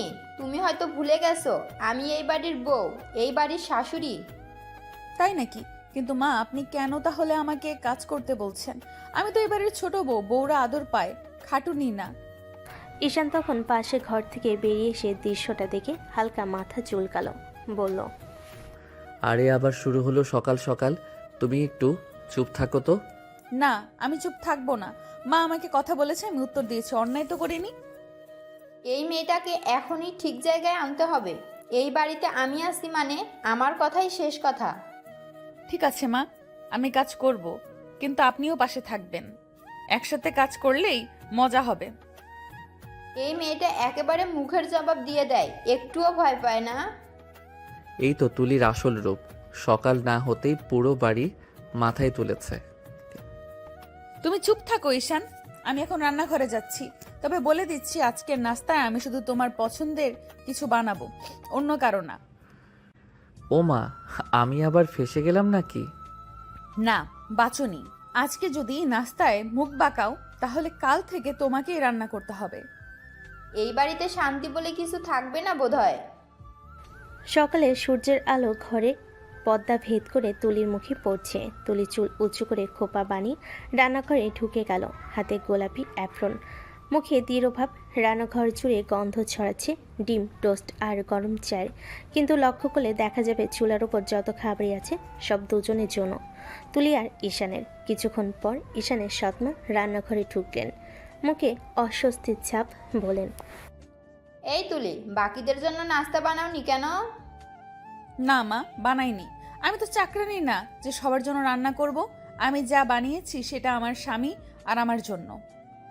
ঈশান তখন পাশে দাঁড়িয়ে পুরো পরিস্থিতি বুঝে গিয়েছে, চুপ করে বলল, তুমি কেমন করে কথা বলছো তুলি? উনি তো আমার মা হন। তুলি ঠোঁট বাঁকিয়ে তাকালো ঈশানের দিকে, চোখে যেন জমে আছে বছর পর বছর জমে থাকা তিক্ততা। হ্যাঁ জানি উনি তোমার মা, কিন্তু ভুলে যেও না যে মায়ের জন্য তুমি কাঁদতে। যে মা তোমাকে নিজের বুকের দুধ খাইয়ে বড় করেছে, সেই মাকে এই সংসার থেকে বের করে দিয়েছেন ওনারাই। ঘরটা মুহূর্তে নিস্তব্ধ হয়ে গেল। চুলার আগুনও যেন থেমে গেল শব্দহীন। তুলি ধীরে বলল, তোমার আসল মা কত কষ্ট পেয়ে কেঁদেছে, আর এই মহিলা তোমার বাবার ঘরে ঢুকে সংসারের মালকিন সেজেছে। এনার জন্যই তোমার বাবা তোমার মাকে ডিভোর্স দিয়েছিলেন, ভুলে গেছো? ঈশানের মুখ শক্ত হয়ে গেল, গলা শুকিয়ে গেল, কিছু বলতে পারল না। তুলির সামনে এগিয়ে এসে টেবিলে নাস্তা সাজিয়ে রাখলো, বলল, এসো খেয়ে নাও। আমার রান্না আমি আমার স্বামীর জন্য করেছি, অন্য কারোর জন্য না। ঈশান শুধু নীরবে চেয়ারে বসলো, চামচ হাতে নিল, খাওয়া শুরু করতে পারল না। সৎমা দরজার পাশে দাঁড়িয়ে রাগে ঠোঁট কামড়াচ্ছেন, আর তুলি নিজের মনে বলল, আজ থেকে এই সংসারে আমি নিজের জায়গাটা বুঝিয়ে দেব। কে বউ কে ছায়া সবাই বুঝে যাবে ধীরে ধীরে। সন্ধ্যার সময় সূর্যের শেষ আলোটা পদ্মার ফাঁক গলে ঈশানের মুখে পড়ছে। সে চুপচাপ বিছানার পাশে বসে আছে, মনে ভীষণ অস্থিরতা। তুলির কথা আজও কানে বাজছে। এই মহিলা তোমার মাকে সংসার থেকে বের করে দিয়েছে। মাথা চাকি ঠোঁট কামড়ে রাগে ফুঁসতে ফুঁসতে রুমে ঢুকলো ঈশান। তুলি তখন আয়নার সামনে চুল আঁচড়াচ্ছে, চুলের ফাঁকে সোনালি আলো পড়ে মুখটা যেন আরো গম্ভীর লাগছে। ঈশান রাগে গম্ভীর কণ্ঠে বলল, তুমি এসব কেন বললে তুলি? আমার মা সংসার ছেড়ে নিজেই চলে গিয়েছিলেন। আমি জানি আমার বাবাকে কেউ বাধ্য করেনি। তুমি আমার মাকে নিয়ে এমন অপমানজনক কথা বললে কেন? তুলি ধীরে ধীরে ঘুরে তাকালো, চোখে অদ্ভুত শান্তি, কণ্ঠটা দৃঢ়, রাগ মিশিয়ে বলল, না ঈশান, তুমি ভুল জানো। তুমি যেটা শুনেছো সেটা সত্যি না। তোমার মা চলে যাননি, চলে যেতে বাধ্য করা হয়েছিল তাকে। তুমি এসব বলছো কেন? তুমি জানোই বা কি করে? আমি জানি, কারণ খালা আমাকে সব বলেছে। তোমার মা যখন প্রতিদিন কান্না করতেন তখনও কেউ তার পাশে দাঁড়ায়নি। তোমার বাবা তখন এই মহিলার কথায় অন্ধ হয়ে গিয়েছিলেন। তোমার মাকে মিথ্যা অপবাদ দেওয়া হয়েছিল, বলেছিল তিনি অন্য কারোর সাথে সম্পর্ক রেখেছেন, আর সেই মিথ্যা বিশ্বাস করেই তোমার বাবা ডিভোর্স দেন। ঈশানের চোখে বিস্ময়ে বড় হয়ে গেল। না বিশ্বাস করার চেষ্টা করলেও তুলির চোখে সত্যের ঝলক এড়াতে পারল না। ঈশান নিচু গলায় বলল, না, এটা হতে পারে না। মা এমন কিছু বলেননি কখনো। বলবেন না কেন? কারণ তিনি তোমাকে বুঝতে দিতে চাননি। তিনি চেয়েছিলেন তুমি বাবাকে ঘৃণা না করো, কিন্তু আমি খালার মুখে শুনেছি কিভাবে এই মহিলা তোমার মায়ের জায়গা দখল করে নেয়। আর আজ সেই মহিলা তোমাকে কাজ শেখাচ্ছে, আমাকে চাকরানি বলেছে, আর তুমি আজও ভাবো তিনি ভুল করেছিলেন। ঈশান কিছু বলতে পারল না, চোখে পানি জমে উঠল, কিন্তু মুখে কোনো শব্দ নেই। দাঁড়িয়ে শুধু বলল, তুমি যদি সত্যি বলো তাহলে আমি মাকে খুঁজে বের করব। হ্যাঁ ঈশান, খুঁজে বের করো তোমার আসল মাকে, তোমার নিজের রক্ত, তোমার প্রকৃত আশ্রয়। রুমের বাতাস ভারী হয়ে গেল। দুজনে চুপচাপ একে অন্যের চোখের দিকে তাকিয়ে রইল। ঈশানের মনে যেন এক ভয়াবহ ঝড় শুরু হলো। রাত গভীর, জানালা ফাঁক দিয়ে চাঁদের আলো পড়ে তুলির মুখে, চোখ দুটো ক্লান্ত তবু শান্ত। ঈশান বিছানার ধারে বসে আছে, ভেতরে ভেতরে হাজার প্রশ্ন ঘুরছে তার মনে। তুলির চোখের দিকে তাকিয়ে বলল, তুমি আমাকে বিয়ে করলে কেন তুলি? এটা কি ভালোবাসা নাকি কোনো জেদ? সবাইকে কষ্ট দিয়ে এই বিয়ে কেন? আমি জেদে না, শপথে বিয়ে করেছি ঈশান। শপথে? কিসের শপথ? তোমার মা মানে আমার খালা চলে যাওয়ার আগে আমাকে শপথ করিয়েছিলেন, বলেছিলেন তুই যেন সারা জীবন ঈশানের পাশে থাকিস, ওকে কখনো একা হতে দিস না। ওই কথাটা তখন বুঝিনি, কিন্তু ওনার চলে যাওয়ার পর সেই শপথটাই আমার জীবনের মানে হয়ে গেছে। ঈশান নিঃশব্দে তাকিয়ে রইল, কিছু বলতে পারল না। তুলির গলা বুঝে আসছে, চোখে পানি। আমি ভাবতাম যদি তোমার পাশে থাকি তুমি হয়তো আবার হাসবে, তোমার চোখে সেই পুরনো আলোটা ফিরে আসবে। খালার কথা রাখতেই আমি তোমাকে বিয়ে করে ফেলেছি অজান্তেই, ভালোবেসে ফেলেছি অজান্তেই। মানে তুমি মার কথা রাখার জন্য বিয়ে করেছো? আমাকে ভালোবাসো না তুমি? শুরুটা ছিল খালার কথার কারণে, কিন্তু শেষটা আমার নিজের ইচ্ছায়। খালার শপথ রাখার পথে হাঁটতে হাঁটতে একদিন বুঝলাম তুই আমার জীবনের শপথ হয়ে গেছিস ঈশান। তোর হাসি, তোর রাগ, তোর ভয় সবই আমার হয়ে গেছে অজান্তেই। তোর দিকে তাকালেই মনে হয় খালার আশীর্বাদ এখনো আমার সাথেই আছে। তুমি জানো না তুলি, আমি যতই রাগ করি না কেন তোমার চোখে যখন নিজের নাম দেখি মনটা শান্ত হয়ে যায়। এখন বুঝলি কেন আমি তোর কাছে আসি? এটা জেদ না ঈশান, ভালোবাসা। খালার শপথের শুরু আমার হৃদয়ের পরিণতি। রুমে তখন নিস্তব্ধতা, চাঁদের আলো দুজনের মুখে পড়ে যেন এক নরম আলো ভরে উঠেছে। ঈশান তাকিয়ে আছে তুলির মুখের দিকে। ভালোবাসা, প্রতিশ্রুতি আর অভিমান সব মিশে গেছে একসাথে।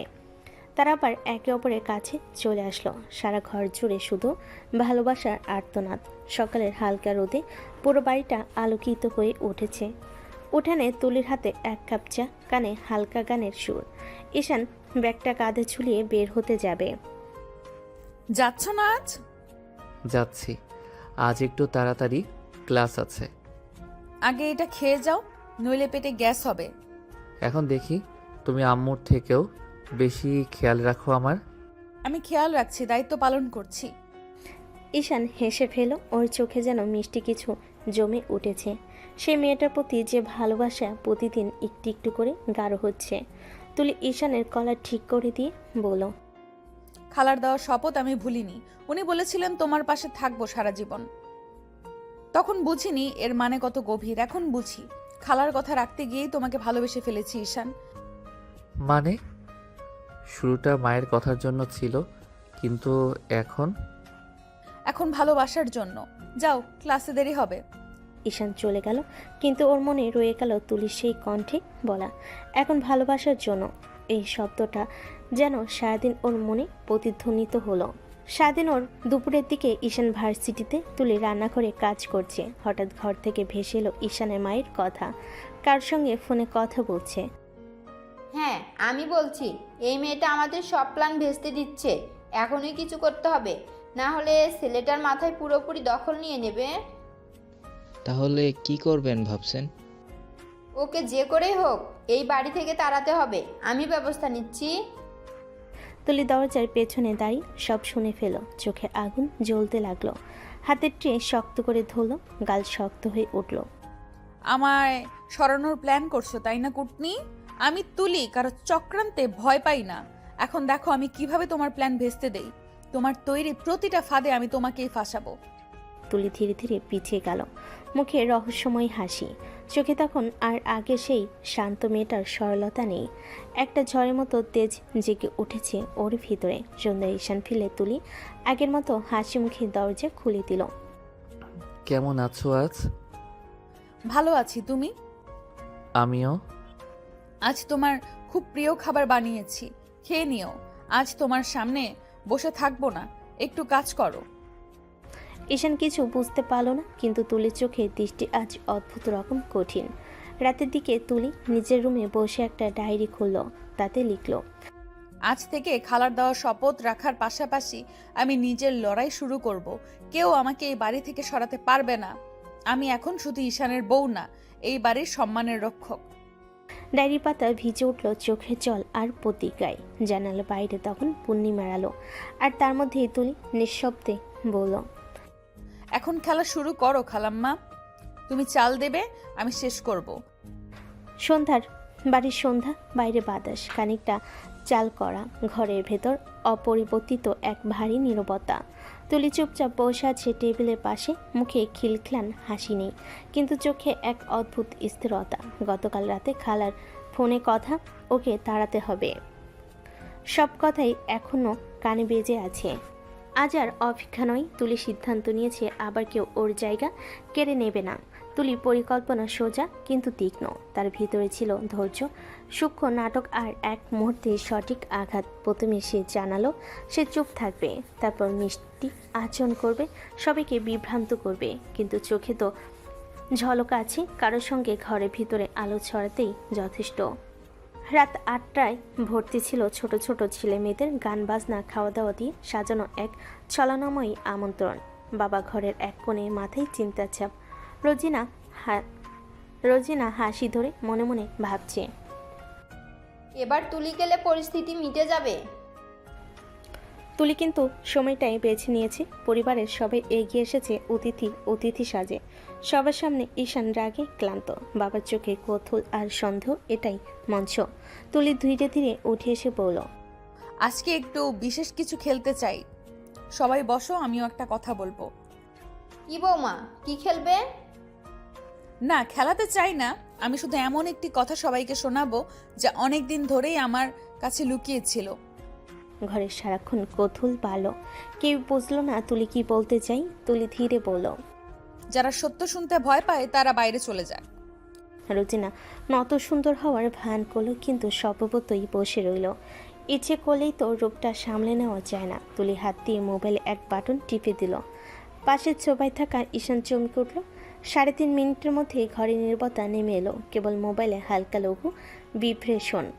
তুলি স্পষ্ট কণ্ঠে বলল, আমি যে কথাগুলো বলবো সবই আমার খালার মুখে শুনেছি। আজকে তিনি সাক্ষ্য দেবেন এবং ভিডিও শোনানো হবে। তুলির কথায় বাবার চলে অদ্ভুত কম্পন, কিন্তু রোজিনার ঠোঁট শক্ত। সে হাসি পাতল করে, এটা কি নাটক? তুই কি প্রমাণ দেখাতে পারবি? প্রমাণ আছে, খালাইয়া যেখানে আছে উনি সব বলবেন। এই বলেই খুলে দিল মোবাইলে রেকর্ড করা একটি কথাবার্তার অডিও। খালার কণ্ঠ স্পষ্ট ও নরম, কিন্তু কথাগুলো তীক্ষ্ণ। ওরা আমাকে মিথ্যা অপবাদ দিয়ে বাড়ি থেকে তাড়িয়ে দিয়েছে। আমি কোনো অন্যায় করি নাই, সব ওদের ষড়যন্ত্র, আমাকে যাতে তাড়াতে পারে। অডিও শেষ হতে ঘরে একটা শিহরণ নেমে এলো। রোজিনার মুখ প্রথমে বদলালো, তারপর সে থরথর করে উঠে বসলো। এটা মিথ্যা, কেউ এভাবে কথা বলতে পারে না। তুলি নামিয়ে রেখেছিল আরও এক ক্লিপ। এবার রেকর্ডিংয়ে রোজিনার নিজের কণ্ঠ। ওকে জোর করে বাড়ি থেকে বের করে দাও, না হলে খবর করে দেব। কথাগুলো ছিল পরিষ্কার, খোলা, আর রেকর্ডিংয়ের কোনো কাটছাট নেই। প্রতিটা শব্দ ঘরের বাতাসকে দুম করে মরিয়ে দিল। বাবার চেহারা অচল হয়ে গেল। তিনি দাঁত নাড়িয়ে বলেন, এটা কি? কিভাবে? কে রেকর্ড করলো? তুলি, এই কি? মা বাবা যখন আমাকে বলেছেন সেটা আমি বিশ্বাস করিনি, কিন্তু খালা নিজেই আমাকে সবটা বলেছিলেন, আর আমি সেই কথা আজকে রেকর্ড করে রেখেছি। এই মেয়েটা কৌশলী, কেউ তো এমন হাস্যসুলভ প্রমাণ দেবে না। আপনি যে লোকদের ফোন করতেন তাদের নাম ও সময় সব আমার কাছে আছে। আমি দেখেছি আপনার মিটিংয়ের কথাবার্তা, টাকা লেনদেনের কথা, সব আপনার কণ্ঠ, আর আপনার কথাগুলো মোবাইলেও আছে। একাকী নীরবতার মধ্যে বাবার চোখ পূর্ণ হলো, শুনতে পাচ্ছিল না, বিশ্বাস করতে পারছিল না। রোজিনা হৃদরোগ কণ্ঠে বলেন, তুমি কেন এইভাবে? তুলি ঠেসে টেবিল থেকে ফাইল বের করলো, কিছু ছবি, কিন্তু পেমেন্ট মেসেজের স্ক্রিনশট আর খালার কণ্ঠের পূর্ণ রেকর্ড সব সাজিয়ে ফেলে দিল সামনে। সবাই চেয়ে চুপ। ঈশান কণ্ঠে মাত্র এক এক রকম। এগুলো কি? সবকিছু ঠিক জায়গায় থাকলে সত্য বেরিয়ে আসে। আপনি যদি সত্যিই ভাবেন আমি এখানে থাকার মতো নই, তাহলে আইন আছে, লোক আছে, কিন্তু সৎ পথে। আপনি যেভাবে ছলচাতুরি করেছেন তা আজ সবার সামনে। আমি কোনো ভুল করিনি। আপনি মিথ্যা অপবাদ দিয়েছেন, আমার খালাকে ঘরে ফিরতে বাধা দিয়েছেন, আর এখন এই সংসারের শান্তি নষ্ট করার ষড়যন্ত্র করছেন। সব কিছু আমার কাছে আছে, আমি পিছু হটব না। ঘরে সচকিত নীরবতা। বাবা যিনি চত্বরের বাইরে করার সিদ্ধান্ত নিতেন, সে ধীরে উঠে দাঁড়িয়ে রোজিনার দিকে বললেন, তুলি কি বলছে? এটা কি সত্যি? রোজিনা কান্নায় ভেঙে পড়ল, দম ফেলল, কিন্তু কথার জবাব না পেয়ে সে হাঁ করে তাকালো। তুলি তখন তার খালাকে সামনে নিয়ে আসলো। খালাও তখন কাঁদতে কাঁদতে এলো। তিনি সাহস করে বলেন, আমি সব বলেছি তুলিকে, সব। রোজিনা কিভাবে আমাকে মিথ্যা অপবাদ দিয়ে বাড়ি থেকে তাড়িয়ে দিচ্ছে, আমাকে খুন পর্যন্ত করতে চাইছে, তাই আমি নিজেকে আত্মগোপন করে রাখছিলাম। আমি কি ভুল করেছি? এখন কাজটা আমরা নিজে করব না, আইন আছে, আপনার কাছে সময় আছে। আপনি চাইলে আমি পুলিশের মাধ্যমে সব প্রমাণ জমা করে দেব। বাবা গম্ভীর চেহারায় মাথা নত করলেন। তুলির সাহস, সুচিন্তিত কাগজ ও সাক্ষ্য সব মিলিয়ে তাকে এক মুহূর্তে ভাবতে বাধ্য করলো। রোজিনা কালো চোখ নামিয়ে নিয়ে গিয়ে বললেন, আমার ভুল হয়ে গেছে, ক্ষমা করে দাও। রোজিনার কথা কেউ শুনল না, তাকে পুলিশে ধরিয়ে দেওয়া হলো। বাড়ির লোকেদের মাঝে সন্দেহের ছায়া। বাবা শান্তভাবে তুলির দিকে তাকিয়ে বলেন, তুলি, তুমি যদি চাও আমার কথাটা বাইরে নিয়ে যেতে পারি না, কিন্তু তুমি এখানে থাকো। আমার ভুল থাকলে আমি ঠিক করব। বাবা, আমি চাই এই বাড়িটা শান্তিতে থাকুক। কিন্তু কেউ অন্যায় করবে তা আমি সহ্য করব না। তুমি তুমি সত্যি শক্তিশালী। আমি ভুল বুঝেছি। ভুল বোঝার জায়গা সবাই পারে, তবে ভুল ঠিক করা বড় ব্যাপার। ভোরের আলোটা ঘর জুড়ে ঢুকে পড়েছে। নরম হাওয়া জানালা পর্দা দোলাচ্ছে আলতো করে। রান্নাঘর থেকে ভেসে আসছে মিষ্টি গন্ধ আর মিষ্টি চায়ের সুবাস। ঈশান ঘুম চোখে দরজার ফাঁক দিয়ে তাকিয়ে দেখল তুলে অ্যাপ্রন পরে, চুল বাঁধা, হাতে চামচ নিয়ে ব্যস্ত হয়ে কাজ করছে। তার পাশে এক বৃদ্ধা, চুলে পাক ধরা, মুখে মায়ের ছাপ। ঈশানের নিজের মা সুমিত্রা, কিন্তু আজকের দৃশ্যটা একদম আলাদা। সুমিত্রা যখন কাজের হাঁড়িটা তুলতে যাচ্ছিল তখন তুলি তার হাত ধরে থামালো। খালা, আপনি বসুন না, আমি করছি সব। আপনি আর হাত দেবেন না কাজে। না মা, আমি না করলে কেমন লাগে? ছোটবেলা থেকে তো রান্নাঘরেই জীবন কেটেছে, হাত খালি রাখতে মন চায় না। তুলি চামচ নামিয়ে তার কাছে গিয়ে দু হাত ধরে বলল, খালা, সারা জীবন তো কষ্ট করেছেন, আপনার হাতের দাগই প্রমাণ আপনি কতটা লড়েছেন। এখন বাকিটা জীবন সুখে কাটান। আমি আছি না, আমি সব করব। সুমিত্রা মৃদু অবাক চোখে তাকালেন। যে মেয়েটাকে একসময় শুধু বোনের মেয়ে হিসাবে চিনতেন, আজ সে যেন মেয়ে হয়ে উঠেছে। তুই এমন বলিস কেন মা? আমার তো কোনো মেয়ে ছিল না, আজ মনে হচ্ছে সত্যি একটা মেয়ে পেয়েছি। তাহলে আমিও তো ভাগ্যবতী খালা, এমন মা পেয়েছি। আপনি শুধু পাশে থাকবেন, আমি রান্না, কাপড়, ঘর সব সামলে নেব। আপনি বসে বসে চা খাবেন, আমার গল্প শুনবেন। এই কথাগুলো বলি তুলি মজার ছলে খালার সামনে চায়ের কাপ ধরিয়ে দিল। এই নিন, আজ আমি বানিয়েছি, ভালো না লাগলে বকা দেবেন, কিন্তু কাজ করবেন না। তুই তো আমার ছেলেকেও হার মানিয়ে দিবি মনে হয়। ঈশান কখনো এভাবে খেয়াল রাখে না। ও তো ছেলে, আমি মেয়ে, আমি জানি মায়ের কষ্ট কতটা, তাই না খালা? ঠিক তখনই দরজার ফাঁক দিয়ে ঈশান সবকিছু দেখছিল। তার মুখে এক অদ্ভুত প্রশান্তি। সে ভাবছিল, যে মেয়েটাকে আমি একসময় ভুল বুঝেছিলাম, সে আজ আমার মাকে নিজের মায়ের মতো আগলে রাখছে। আমি কি তবে সত্যিই ভাগ্যবান? মা, আপনি আবার কাজ করছেন কেন? তুলি তো বলেছিল আপনাকে কিছু করতে দেবে না। তোর বউ তো একদম পাগল, আমার হাত থেকে হাঁড়িটা ছিনিয়ে নিচ্ছিল। বলছে আপনি খালা, আমি চাকরানি নই। এখন আমি বসে বসে আদেশ খাচ্ছি। এই তো আবার শুরু হলো। আমি শুধু চাই আপনি একটু আরাম করুন। এত কষ্ট করেছেন জীবনে, এখন একটু সুখ ভোগ করুন না। ঈশান চুপ করে তাকিয়ে রইল। তুলির মুখে কেমন যেন আলো ছড়িয়ে পড়েছে, মমতা, স্নেহ, ভালোবাসায়। ঈশান ধীরে ধীরে বলল, তুমি জানো তুলি, মা ছোটবেলায় অনেক কষ্ট করে আমাকে মানুষ করেছেন। আমি কোনোদিন ভাবিনি কেউ তাকে এতটা সম্মান দেবে। যে মানুষ অন্যের মাকে ভালোবাসতে পারে সেই তো সত্যিকারের মানুষ, তাই না? তোমরা দুজন সুখে থাকো বাবা। তোমাদের দেখে এখন আমার মনে হয় এই ঘর আবার আলো ফিরে পেয়েছে। তুমি জানো মা, আমি এখন বুঝি সুখ কাকে বলে। তুলি শুধু আমার স্ত্রী না, সে এই বাড়ির আশীর্বাদ। আচ্ছা, এখন এত আবেগী কথা বাদ দিন। নাস্তা ঠান্ডা হয়ে যাবে কিন্তু। খালা, আপনি বসুন, আমি পরিবেশন করি। তুই না থাকলে এই ঘরে হাসি ফিরতো না মা। আমি তোমাকে কথা দিয়েছিলাম আমি যেন তোমার ভাইকে আগলে রাখি, কিন্তু এখন বুঝি শুধু ও নয়, আপনাকেও আগলে রাখবো। ঈশান চুপচাপ তাকিয়ে থাকলো। এই মেয়েটার সরলতা, ভালোবাসা আর মমতার সামনে তার সব অভিমান গেল গলে। চুলার আগুনে হাঁড়ির জল ফুটছে, কিন্তু ঘরের ভেতরে আজ অন্য এক উষ্ণতা ছড়িয়ে পড়েছে। একটা মেয়ের ভালোবাসায় নতুন গড়া সম্পর্কের উষ্ণতা। বিকেলে নরম আলো ঘরের জানালা বেয়ে ঢুকছে। তুলি তখন রান্নাঘরে দাঁড়িয়ে চুলায় ভাত বসাচ্ছে, মুখে হালকা একটা গান। এদিকে ঈশান সোফায় বসে ফোন স্ক্রল করছে। ঠিক তখনই মোবাইলটা কে পড়লো, স্ক্রিনে ভেসে উঠল নামটা নীলা। ঈশানের বুকের ভিতর কেমন একটা ঝড় বইয়ে গেল। সে একবার তুলির দিকে তাকালো, তারপর ধীরে ধীরে বারান্দায় চলে গেল। ফোনের ওপাশ থেকে নীলার কণ্ঠ কাঁপছে, ঈশান, একবার দেখা করো না প্লিজ, তোমাকে ছাড়া থাকতে পারছি না। নীলা, তুমি এখন এসব বলো না।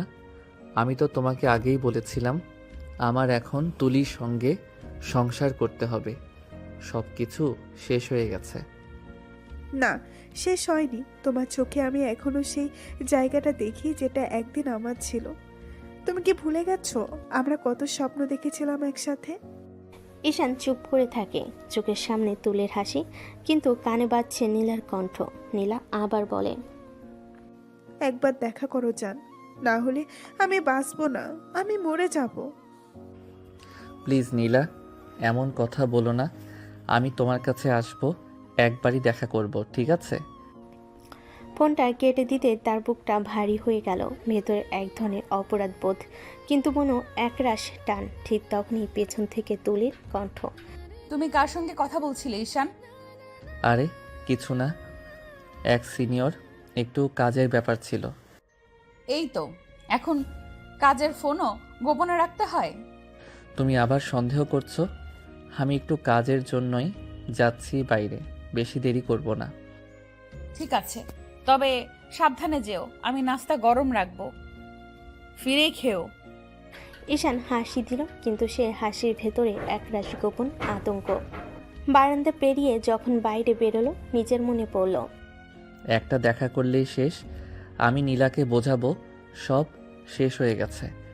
কিন্তু কে জানতো এই একটা দেখা হবে তাদের জীবনে নতুন অধ্যায়, একটা অধ্যায় যেখানে ভালোবাসা, বিশ্বাস আর মিথ্যার মাঝখানে দাঁড়িয়ে যাবে তুলি নামের এক নারী। রাত্রের আলো নরমভাবে শহরের রাস্তায় পড়েছে। রেস্টুরেন্টের ভেতর হালকা আলো, সুরের মাঝে হঠাৎ প্রবেশ করল ঈশান। তার চোখে নির্দিষ্ট একটি দৃষ্টি, কিন্তু হৃদয়টা একটু অস্থির। নীলা তাকে দেখতে পেয়ে জড়িয়ে ধরে কণ্ঠে কাঁপল, জান, আমি তোমাকে ছাড়া থাকতে পারছি না, আমার কাছে ফিরে এসো প্লিজ। নীলা, দেখো সব তো অনেক আগে শেষ হয়ে গেছে। আমি এখন তুলিকে মেনে নিয়েছি, আমি ওকে ভালোবাসি। তুমি আমাকে ভুলে যাও, আমি চাই তুমি কষ্ট পেও না। কিন্তু আমি চাই তোমাকে জান। আমি এখন শুধুই তুলির সঙ্গে আছি, সব কিছু শেষ হয়েছে, আমি আর কিছু করতে পারি না। তিনি চেষ্টা করলো নীলাকে বোঝাতে, যতটা সম্ভব শান্ত ও সাবলীলভাবে। কিন্তু রেস্টুরেন্টের কোণে কেউ ছবি তুলছে। হঠাৎ চেয়ার, লাইট, ফ্রেম সব মিলে ফ্ল্যাশ। ঈশান আর নীলার ছবি তুলে চলে গেল।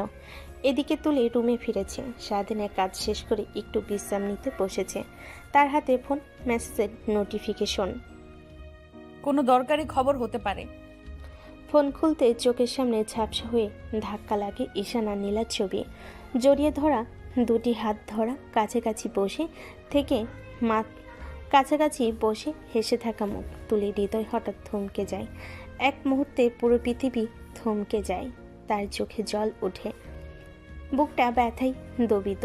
মনে মনে একটাই ভাবে, তুমি আমাকে ঠকিয়েছো ঈশান। যে মানুষকে আমি বিশ্বাস করেছি সে আমার প্রতারক। তুলি দম নিতে চেষ্টা করে, কিন্তু ঘরে ঢোকার সঙ্গে সঙ্গে তার সমস্ত শক্তি যেন উবে যায়। ফোনটা হাত থেকে পড়তে চায়, চোখ ভিজে যায়। তুলি ভেতরে এক ধাক্কা, এক জ্বালা। সে কাঁপতে কাঁপতে চেয়ার ধরে দাঁড়ায়। মনে গভীর থেকে গর্জে উঠল, তুমি সত্যিই আমাকে বিশ্বাসঘাতকতা করেছো।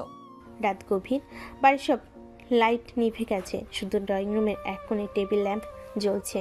ঘড়ি কাটা 12টা ছুঁই ছুঁই। ঈশান দরজা খুলে ঢুকলো নিঃশব্দে। ভাবছে তুলি হয়তো ঘুমিয়ে গেছে, কিন্তু পরের মুহূর্তে বুক কেঁপে উঠল। তুলি দাঁড়িয়ে আছে দরজার কাছে, চোখে ভয়ঙ্কর শান্ত এক আগুন। ঠোঁট কাঁপছে, কিন্তু গলায় কণ্ঠটা কাঁপছে না। কোথায় গিয়েছিলে ঈশান? আমি তো বলেছিলাম সিনিয়রের সঙ্গে দেখা করতে গিয়েছিলাম। সিনিয়র মানে নীলা, তাই তো? তুমি জানলে কিভাবে? তুলি সামনে এগিয়ে এলো। চোখে পানি জমে আছে, কিন্তু সেই পানি আগুনের মতো জ্বলছে। এইভাবে ঠকাতে পারলে তুমি ঈশান? আমি তোমাকে এতটা বিশ্বাস করেছিলাম, এতটা ভালোবেসেছিলাম, আর তুমি আমার সেই ভালোবাসার প্রতিদান দিলে এইভাবে? তুলি শোনো, তুমি ভুল বুঝছো জান, ওইভাবে কিছুই হয়নি। আমি শুধু... কোনটা ভুল ঈশান? তুমি যে নীলাকে জড়িয়ে ধরেছো সেটা ভুল, না তুমি যে ওর হাত ধরে গল্প করছো সেটা ভুল? কোনটা বলবে তুমি? কোনটা পরিস্থিতি? তুমি বুঝতে পারছো না। নীলা আমাকে জোর করে ডেকেছিল, আমি না গেলেও বলেছিল নিজেকে শেষ করে ফেলবে। আমি কেবল ওকে বোঝাতে গিয়েছিলাম। বিশ্বাস করো, আমি কিছু ভুল করিনি। হ্যাঁ আমি বুঝি, পরিস্থিতির জন্যই না? পরিস্থিতির জন্যই তুমি একজন মেয়ের পাশে গিয়ে বসলে, পরিস্থিতির জন্যই তুমি ওর হাত ধরলে, আর পরিস্থিতির জন্যই তুমি আমাকে এক মুহূর্তের জন্য ভুলে গেলে। না তুলি, আমি তোমাকে ভুলিনি। আমি এখনও তোমাকেই ভালোবাসি। তুমি আমার শান্তি, তুমি আমার ঘর। কিন্তু আমি যদি না যেতাম, নীলার হয়তো কিছু হয়ে যেত। আমি শুধু একটা মানুষকে ভুল করতে দেইনি, এইটুকুই। তুমি এখন নিজেকে নায়ক ভাবছো, তাই না? একজন মেয়েকে বাঁচানোর অজুহাতে নিজের স্ত্রীকে আঘাত করলে, আর সেটা নাকি ন্যায়? তুমি চাইলে আমাকে মারো, গাল দাও, কিন্তু আমার চোখের দিকে তাকাও তুলি। এমন একটাও মুহূর্ত নেই যেটাতে আমি তোমাকে না ভেবেছি। তুলি হাত সরিয়ে নিল, চোখে পানি টলমলে করছে, কিন্তু সে সেটা মুছল না। তোমাকে বিশ্বাস করেছিলাম, আর সেই বিশ্বাসটাই আজ সবচেয়ে বড় ভুল ছিল ঈশান। আমি প্রমাণ করব তুলি, আমি প্রমাণ করব আমার ভালোবাসা কখনো নোংরা ছিল না। শুধু একটুকু সময় দাও জান। তুলি পেছন ফিরে চলে যায় নিজের রুমে। দরজা বন্ধ হয় ধীরে ধীরে, কিন্তু সেই শব্দটা ঈশানের বুক ভেদ করে ঢুকে যায়। বাইরে বজ্রপাত, ভিতরে ভালোবাসার ভাঙ্গন। দুজনেই চুপ, কিন্তু নীরবতার ভেতর একটাই শব্দ বাজে। বিশ্বাস ভাঙলে ভালোবাসা আর আগের মতো থাকে না। রাত তখন প্রায় 1টা ছুঁই ছুঁই। বাড়ির বাতাসটাও যেন ভারী হয়ে গেছে। তুলি একা বসে আছে বিছানায়, চোখ দুটো লাল হয়ে আছে কাঁদতে কাঁদতে। ঈশানের কথা, নীলার ছবি, সব মিলিয়ে বুকটা ফেটে যাচ্ছে তার। ঠিক তখনই টুপ করে দরজার লকটা খুলে গেল। তুলি চমকে উঠল, পেছন ফিরে দেখে ঈশান, মুখটা ক্লান্ত, চোখে অপরাধ বোধ, কণ্ঠে কাঁপুনি। সে ধীরে ধীরে ভিতরে ঢুকলো, দরজাটা বন্ধ করে নরম গলায় বলল, তুলি, একটা কথাও না বলে তুমি এত দূরে চলে গেলে জান, আমি সহ্য করতে পারছি না। তুমি কেন এলে এখানে? আমার কোনো কথা শুনতে ইচ্ছে করছে না। শোনো না, আমি তোমাকে ঠকাইনি তুলি, আমি সত্যি তোমাকে ভালোবাসি। আমি শুধু নীলাকে বোঝাতে গিয়েছিলাম যেন সে নিজের ক্ষতি না করে। আমি ভুল কিছু করিনি জান। তুমি আমার পৃথিবী, তোমাকে হারানোর ভাবনাতেই আমি মরে যাচ্ছি ভেতরে ভেতরে। ভালোবাসো বলো, আর ছবি তুলতে দাও, অন্য কারোর পাশে দাঁড়াতে চাও? ঈশান নিঃশব্দে তার কপালে চুল সরিয়ে দেয়, তারপর তুলির ঠোঁটে চুমু দেয়, চোখের দিকে তাকিয়ে ফিসফিস করে, আমি তোমার জন্য সব করতে পারি তুলি। তুমি যদি চাও আমি এই মুহূর্তে সব ছেড়ে তোমার সামনে দাঁড়াবো। শুধু বলো তুমি বিশ্বাস করো আমাকে। অন্য কারোর পাশে দাঁড়াতে দাও? আমি রাগ করিনি ঈশান। তুমি আমার ভালোবাসায় যে বিশ্বাস ছিল সেটা এক মুহূর্তে ভেঙে দিয়েছিলে। জান, আমি প্রতিজ্ঞা করছি আর কখনো এমন ভুল হবে না। তুমি আমার বউ, আমার জীবন। তোমাকে কষ্ট দেওয়া মানে নিজেকে শেষ করা। একবার আমাকে ক্ষমা করো প্লিজ। তুলির চোখে অভিমানের সঙ্গে ভালোবাসার আলো ঝলকায়। ধীরে ধীরে এসে ঈশানের দিকে ফিরে তাকায়, তারপর চুপচাপ এগিয়ে গিয়ে ঈশানের বুকের উপর মাথা রাখে। আর কখনো এমন করবে না তো? আমাকে এমন কাঁদাবে না তো? না সোনা, কখনো না। তুমি কাঁদলে আমি বাঁচবো না জান। তোমাকে ছাড়া আমি কিছুই না। দুজনেই নীরবে একে অপরকে শক্ত করে ধরে থাকে। বাইরে তখন বৃষ্টি পড়ছে, কিন্তু ঘরের ভিতরে দুটো হৃদয়ে আকাশ ধীরে ধীরে পরিষ্কার হয়ে যাচ্ছে। তুলির অভিমান গলে গিয়ে মিলিয়ে যায় ঈশানের ভালোবাসার উষ্ণতায়। নিঃশব্দে শান্তভাবে ভালোবাসা আবার ফিরে আসে তাদের জীবনে। ঈশান তুলির ঠোঁট কামড়ে কিস করতে লাগলো। তুলিও ঈশানের সাথে তাল মেলালো। একে একে দুজনের পোশাক নিচে গড়াগড়ি খেতে লাগলো, আর তারা দুজন ভালোবাসাময়ী রাত পার করলো।